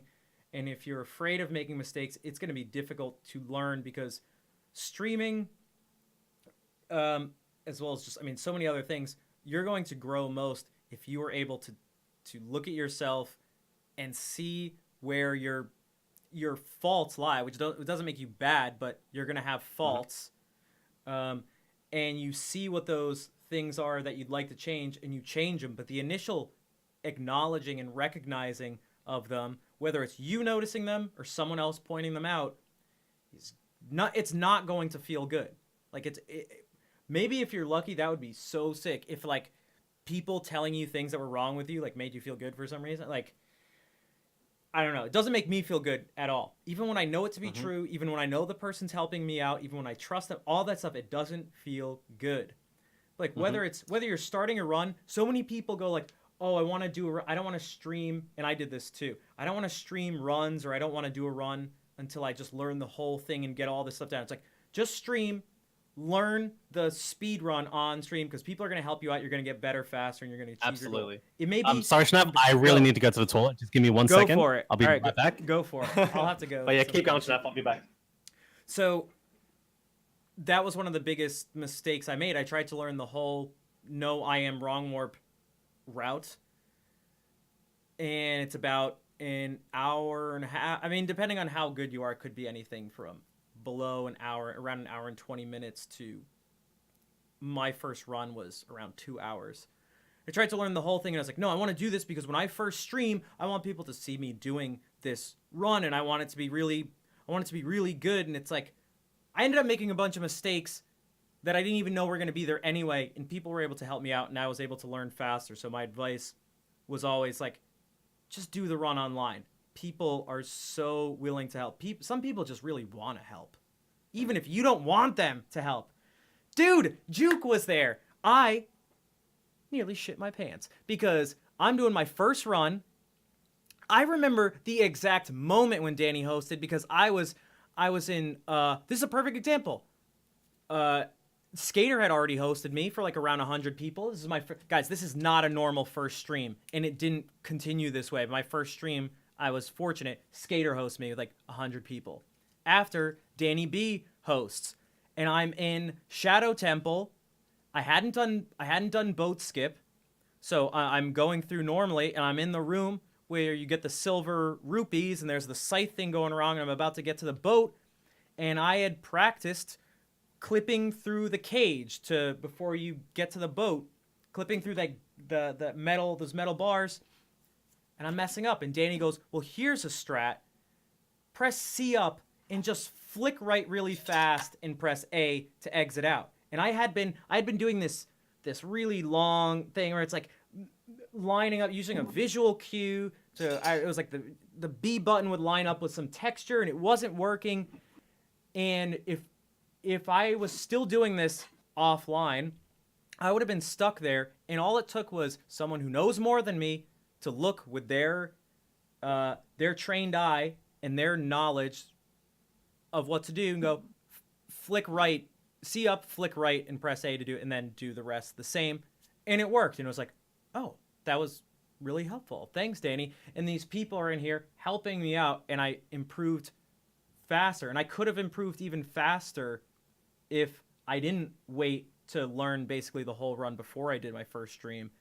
But I'm glad I didn't wait any longer. So it's like, do something. It's not going to be good, but people for the most part are really, really accepting and they'll help you out. But Juke, I remember that moment, it was a very important moment for me. I was also very grateful to have on my first stream. Like, dude, that would have been 300 awesome. people watching. It was so nuts. I was damn, dude. So on nervous. Your very first couple of streams too, right? You would have been like, oh my god, dude, I can't believe there are so many people here right now. I mean, it was like 1 or 2 for the rest, just for like a month. But that one thing was like, it was a really nice. I was very fortunate, at least in that sense, to have that very first stream not be like, it was a very positive thing, even though it was embarrassing. Man. Because I look and go, okay, I'm watching these people do this thing. Oh, I can do this speed run thing. Oh, you just do these inputs. And there's a cue for something. There's a visual cue or a sound cue. You just press the buttons when you need to press them. I can do this. Watch, I'm gonna do it, and I'm gonna learn, and I'm gonna come in here. In my first run, I'm gonna get like a world record right away. I can just Valiant Link who like I'm just gonna come in and do this stuff. I have good coordination. I'm just gonna do this, whatever. And it's like, talk is cheap. Wait till you do it, and wait till you have the pressure of other people watching you. Maybe no one's watching, or maybe there's like, you're just affected in different ways, and it's like, then you see what this is really like. It's like Absolutely, try man. it first. And have some You're doing humility. great. Like I'll tell you this, dude. You're doing great. You've done great, man. And you're developing, and I love it, man. Dude, Schnapp, you're doing great, dude. 3 hours into stream, 8 hours to go. You're doing great, man. Do you want to move on to a new question? Yeah, because there are a bunch and they're great questions. Yeah, Dude. and I've got like an hour left, and then I want to try and get as much as we can get done. Yeah, I mean, okay. yeah. Okay. This is a good one. Actually, do you want to pick the next one? We can do. I want to do maybe want to echolocations because he said he had a bunch, and I encouraged him to say something. So I want to. And they're two. Both of them seem sort of similar. Echolocations. Truth we hold to be self-evident. How do we know if the way we are reasoning is based on truth? And that sort of went along with another one, which is like, how do you know what the correct point of reference is? Because in a certain sense, I think the implication is that everything is relative, and that you're always thinking from your point of view, and it's like, is there anything really objective? And it's like, I think the simple quick answer is you don't know. But yep. You can have... In other words, don't overthink it. Don't overthink it. Like... Yeah, I mean, Captain Terrific said there's no absolute truth. And it's like... And yes, you're venturing into postmodernism and this idea. But again, this is where I think it could be very helpful to take this practical approach and go, well, what do you want to happen? And whether something is right or wrong, and whether you're correct, it's like, are you being led towards what you want to achieve? And that can be judged in a couple ways. One is you're seeing externally what you want to have happen. Maybe it's streaming and you see success in terms of, let's say, viewership. You can see those numbers. I mean, you can trust. Look, if you're not going to trust that the numbers you're seeing, if I see and it says 26 viewers, and maybe that, let's look at average viewers because the numbers can fluctuate and they're not exact. But like, maybe you see 200 viewers there. And you go, well, how do I know it's not zero music? Sorry, I'm reading the thing. How do I know it's not actually zero viewers and I can't actually trust this because there's no absolute truth? It's like, yeah, good luck getting through life that way. You got to make some assumptions. So not all assumptions are equally as likely or not. So you go like, you look for things externally and go, is this what I want to have happening? If you're getting closer to that, then you're probably looking from the correct place. Also, your emotions, it's like that's what your emotions are for. Mm-hmm. And your emotions will give you a lot of information towards whether you're doing things the right way, which is only one step away from, is your point of reference correct? It's like if you're feeling, that's what I was doing. It's how I knew to sort of change what I was doing in life. I was feeling all sorts of negative emotions while I was teaching. And this has to do with success. Richard, you were talking about in terms of success versus emotional fulfillment. I wasn't feeling fulfilled, yet I was making more money than I needed to. I was independent, doing everything on my own. I was a successful teacher. I won like a big award for teaching and went to Washington, D.C. and all this stuff. But I wasn't happy. In fact, I was miserable. And there was part of me that was like, well, no, you're doing all these things right, and you're changing the minds of the youth for the better. And it's like, yeah, but I'm miserable, so there's clearly something wrong, and I can try all I want to deny it, which I tried to do for a while. Then I was like, it caught up with me. So to look at things that are objective, the outside measurements, empirical measurements of success mixed with, or in combination with, how you feel internally, and just reflect on how you feel, and that will be a pretty good guide, because you can't be 100% sure that one way or not is right. Another thing I can add on top of that is just realize that you're always learning. Your mindset and your knowledge base is not fixated in that one point. You're always growing. You're always learning. So your thoughts in 2017 may not be the same in 2019. So a lot of it is just not judging yourself too hard and just realizing that you're growing as an individual, right, Schnapp? Like when you are 22 is not the same as 29, right? No, not at all. Yeah, it's really as simple as that. So part of it is it's the whole idea of everyone wants not being perfect from day one. That's not life, dude. Life is a journey. You grow, you learn, you make mistakes. And that is what makes the duality in life, which is positive and negative. You experience all levels of it. So if we can, summarize it like that with Schnapp's points and mine, which is you're learning in life. You're going to keep growing. You're going to keep learning. It's a journey. You don't know what's going to happen 10 years from now, 17 years from now. Who knows if VR takes over, Alexa takes over Google? Who knows? But just have a mindset, in my opinion. Here's my suggestion, Schnapp. I think you'll like this. But just be curious. Right? Yeah. Just be curious. Don't be correct. Be curious. Because the need to be correct and certain will limit your ability to take in new ideas and new directions in whatever you want to do in your life. But how do you know? You don't. The whole point is don't try to know. Just be curious. Just accept what comes in day to day and make decisions. It be part of the journey. You know what I mean? Be on the journey. So I thought that was a really good question. Yeah. That was a good one. One last thing, because I got a little more information to sort of clarify what echolocations was talking about. And it's like, what I think you need to do sometimes in life is separate the intellectual endeavors from the practical applications of philosophy. Because what you're saying, it's like, how do you even know that logic works? It's like you can go for a while, and at one point you have to accept, and I mean this from a technical point of view, you have to accept in logical terms that A equals A, and even that is an assumption that something is what it is. And it's like, okay, we're getting into very weird places here, but it's like, does that help you out in life? At some point, you got to make a decision. And exactly. And things, you're going to get paralyzed by it. Just like, is it even useful at this point? Exactly. It's like, sometimes it's not very useful to look at those things. They start to not even exist in reality the way they become so philosophical and so abstract that they don't even represent reality anymore. And it's like, think about whether what you're doing is helpful and separate the fun intellectual ways of thinking about things, which is fun. I love doing it. Trust me. But hell yeah, dude. You can separate that from thinking about a decision in life, because you may not even know, you may not even be able to decide just what to eat if you think about it too philosophically. You'll never make any decisions if you need that certainty. But absolutely.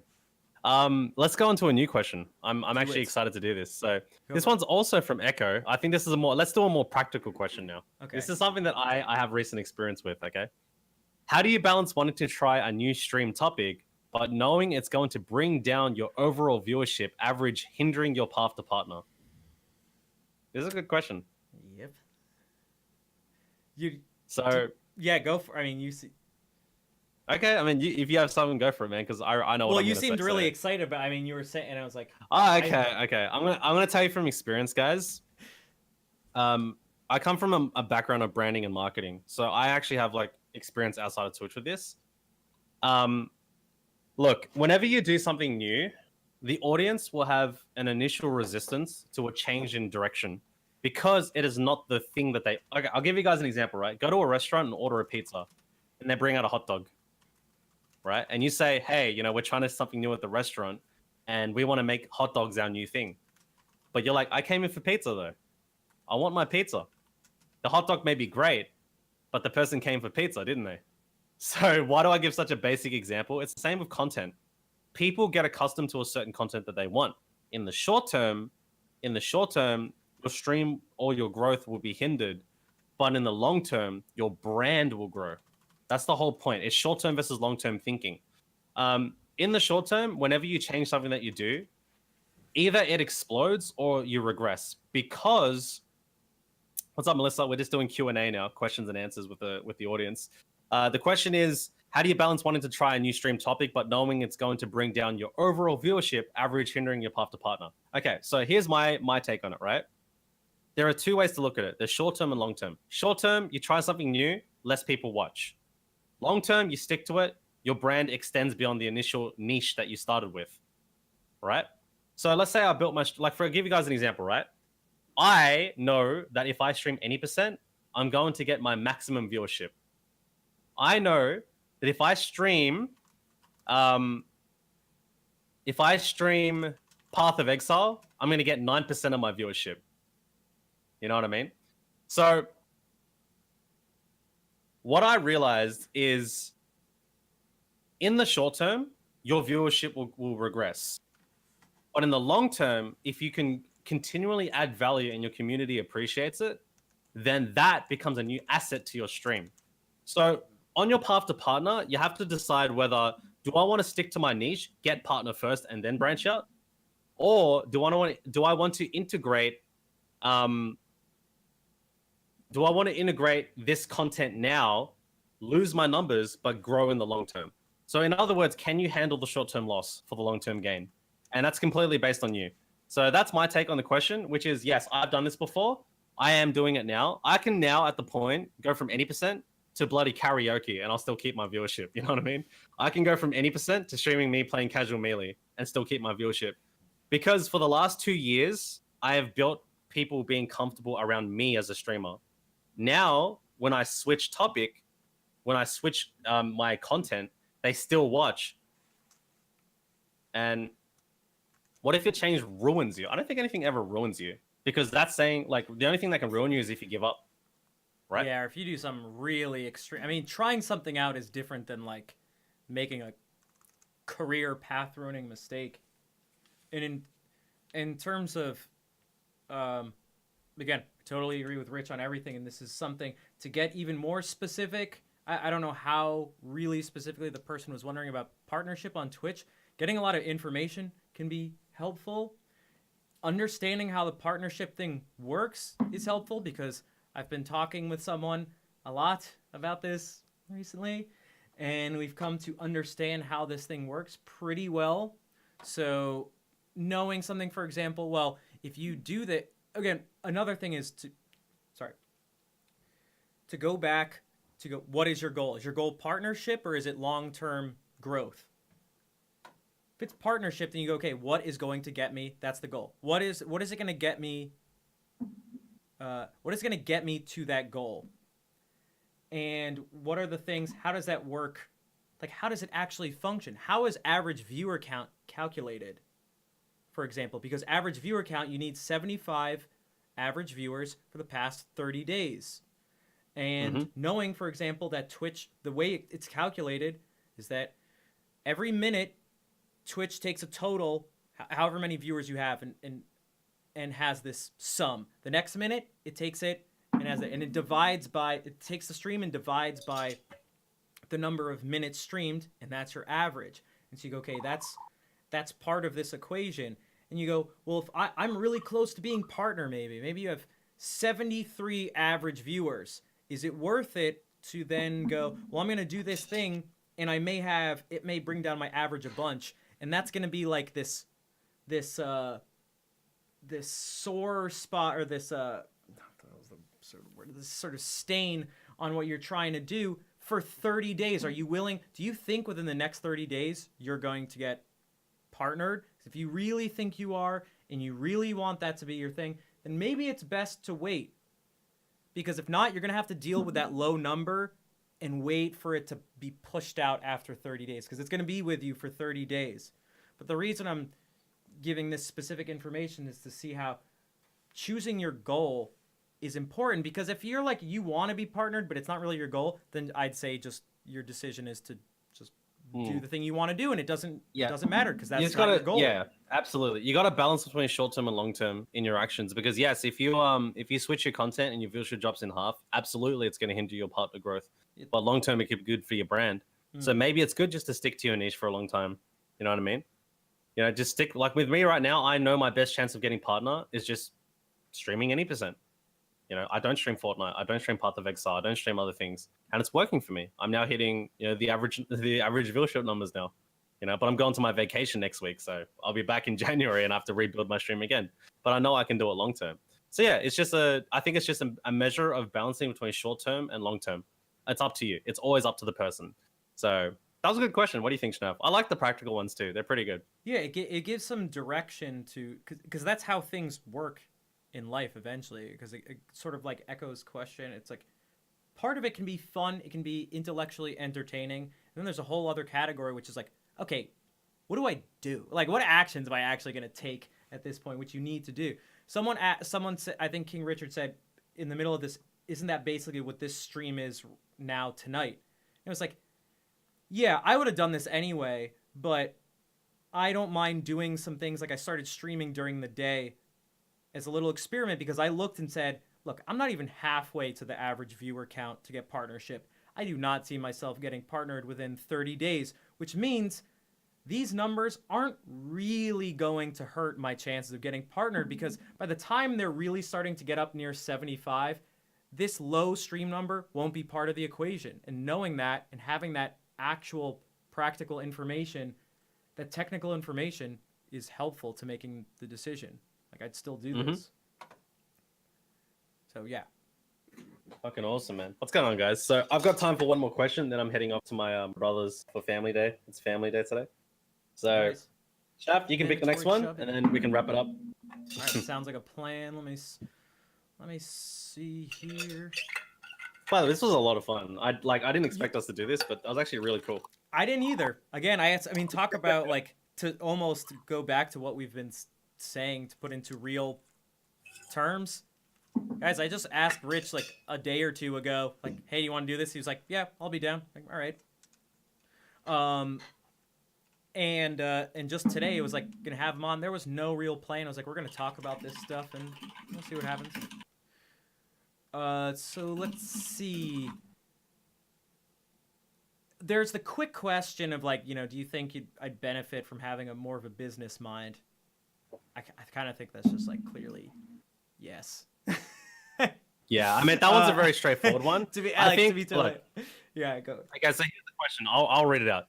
Do you think Schnaff would greatly benefit from developing more of a business mind or having a business-minded person on his team?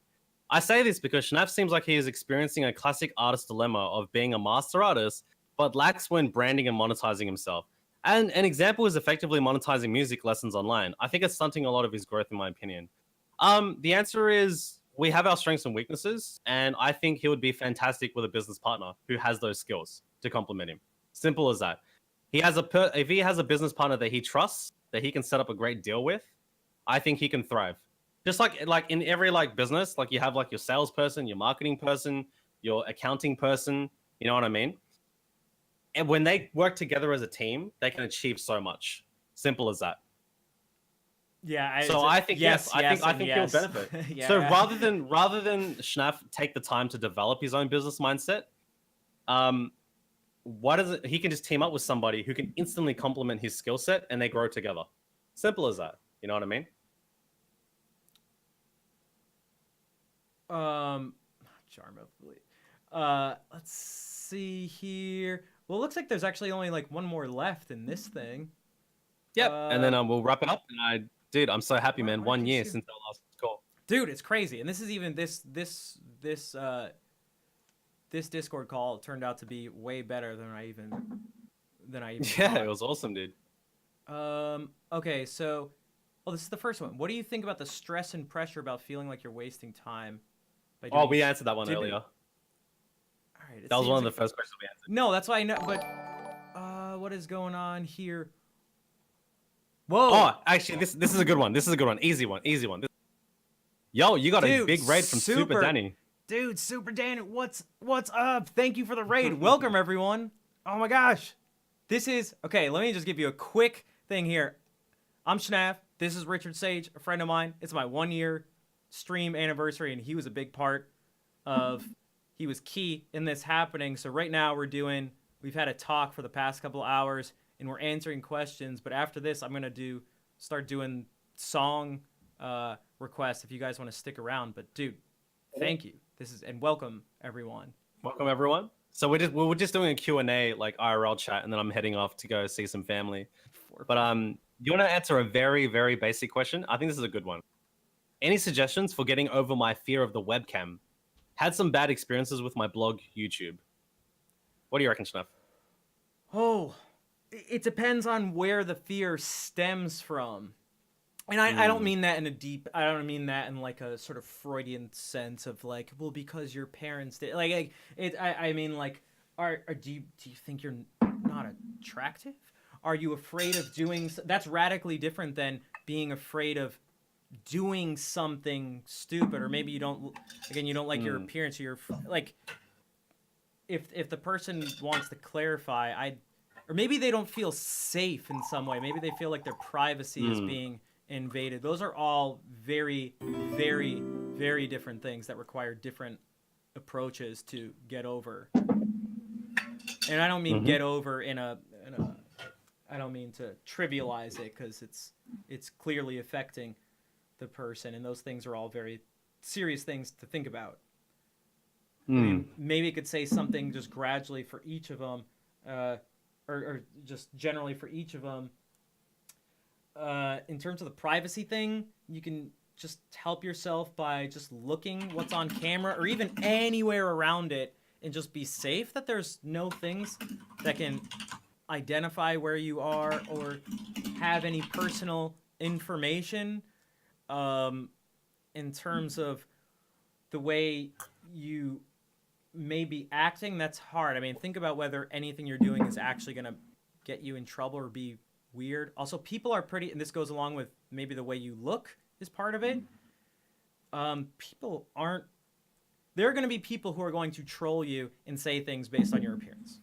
Whether it's racist, whether it's racist things through the use of emotes, or just saying, I mean, I've gotten plenty of times things about me being like a terrorist, which is just, I mean, there's so many things, not even just wrong, just like actually incorrect about that, which aren't really important. It's like, or there may be features that I have that will be pointed out, and people will say things, and you have to talking with someone who can give you confidence will help with that. And something that's helped me is streaming, because the majority of it are people saying nice things about you. So from my experience, the good will outweigh the bad in that sense, but you are going to get, I mean, you're going to get some people who are going to say, I'll say this. I'll add on top of this, Schnaf. So I think a lot of people are too hard on themselves. I'll give you an example. I have a lot of friends who have insecurities about the way they look, and I'm the same. I'm very insecure about the way I look in many ways.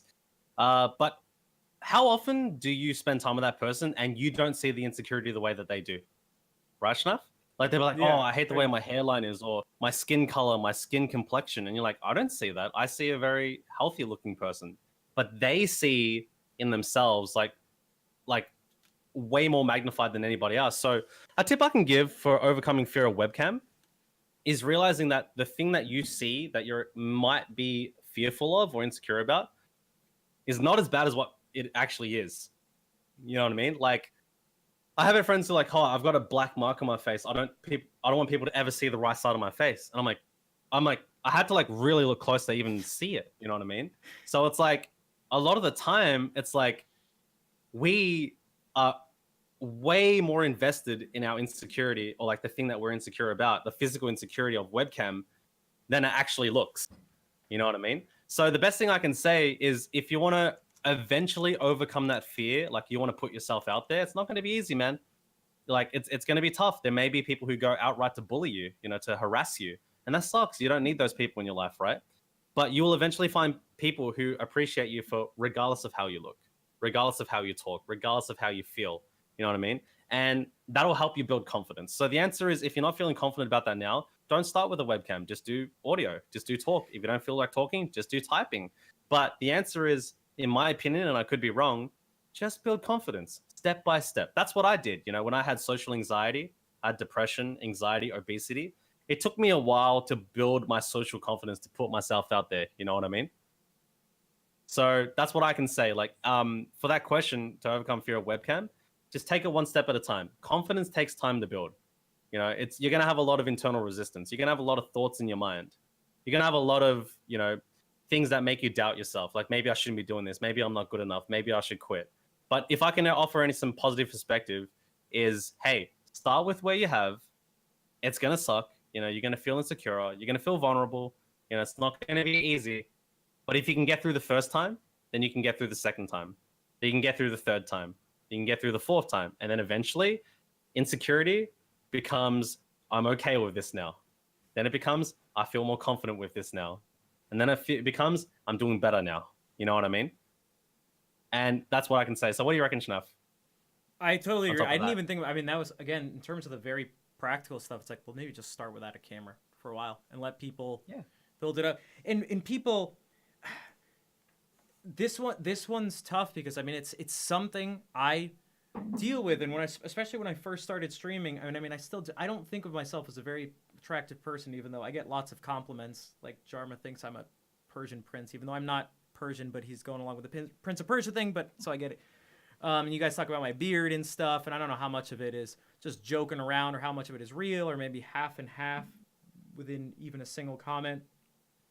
I have lots of insecurities, things from my height to, which you don't see on stream, but when you meet in person, that's things that maybe you can even say it out loud too. If you have someone you want to talk to, if it is the looks, you can say something like, I noticed when I was teaching, my students brought out some of them are very young, but even the ones that were like in high school would, they'll just say things unfiltered and be like, your beard is, why is there a big space in your beard here, not there? Or like, your eyebrows are very uneven. It's like, my right eyebrow is naturally up more than my left one. And also, my right eye is open more than my left one too, which you can notice it sometimes when you see the white above this part of the eye and not one. That's when it stands out. And you start to say these things and you're like, you serious right now, bro?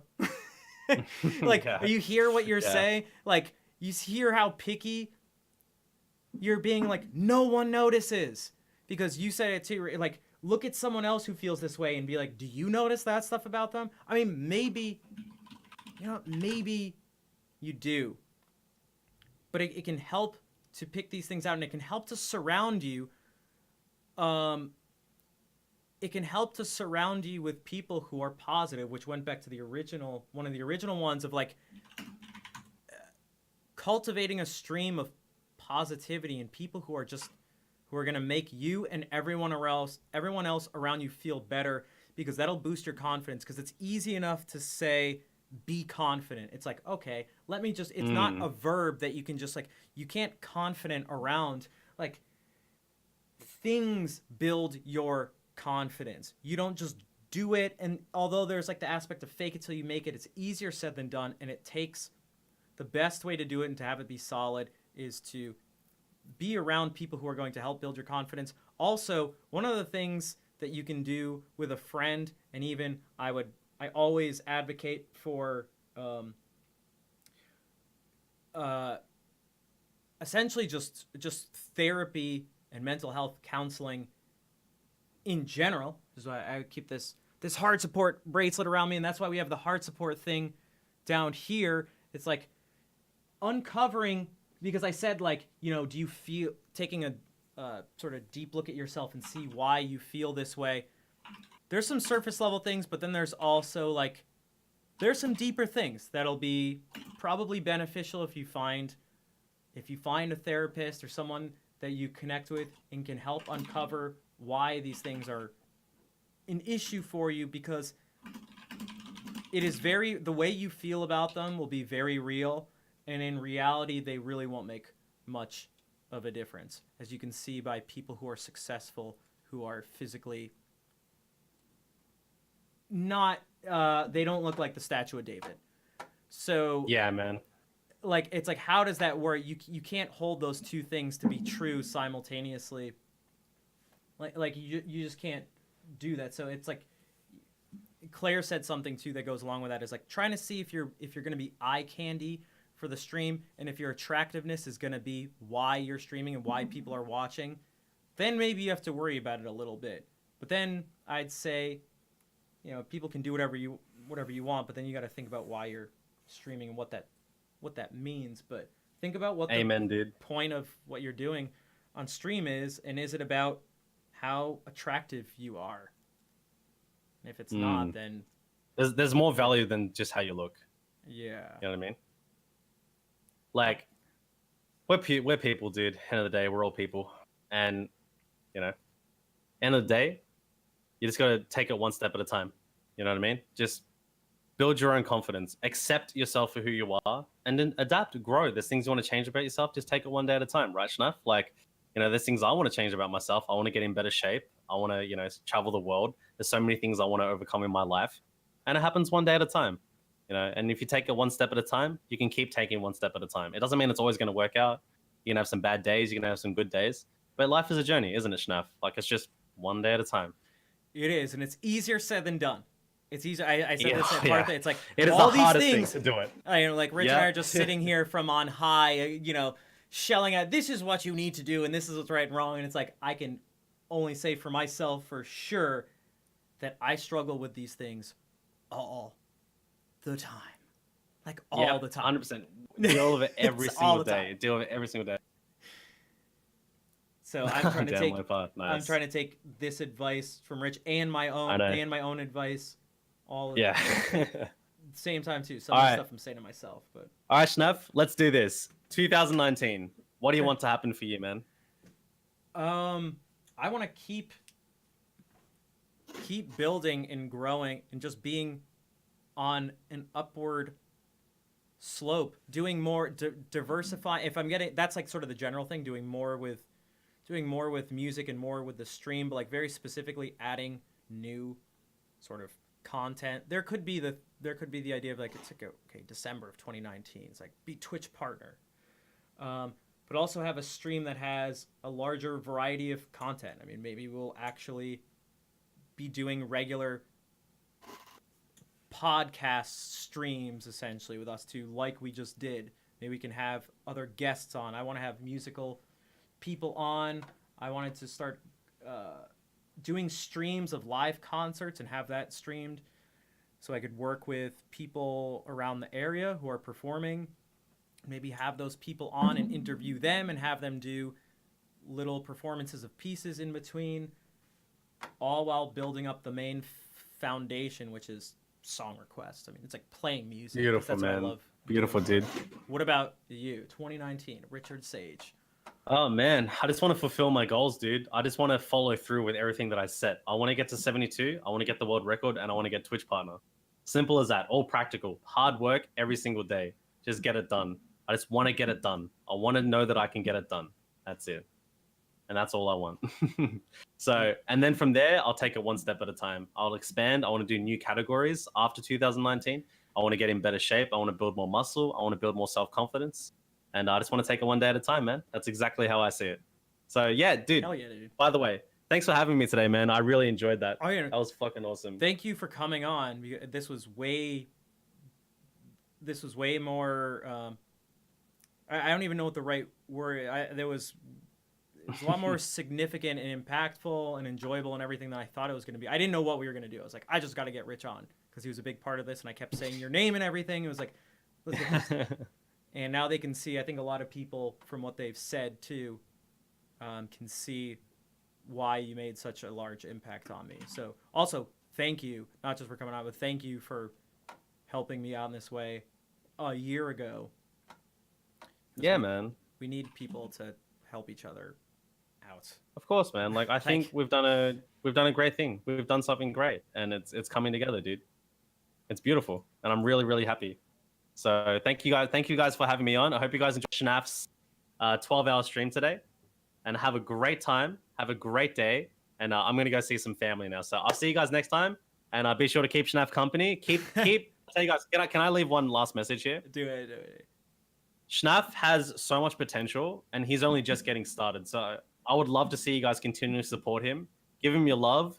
Give him your energy. And I'm telling you guys, when he's having a bad day, I hope you're there for him. When he's having a good day, I hope you're there for him. Because, we all have good days and bad days. But, Schnaf has done a lot for me too. We've had a lot of private talks, and, he was there for me during some bad times as well.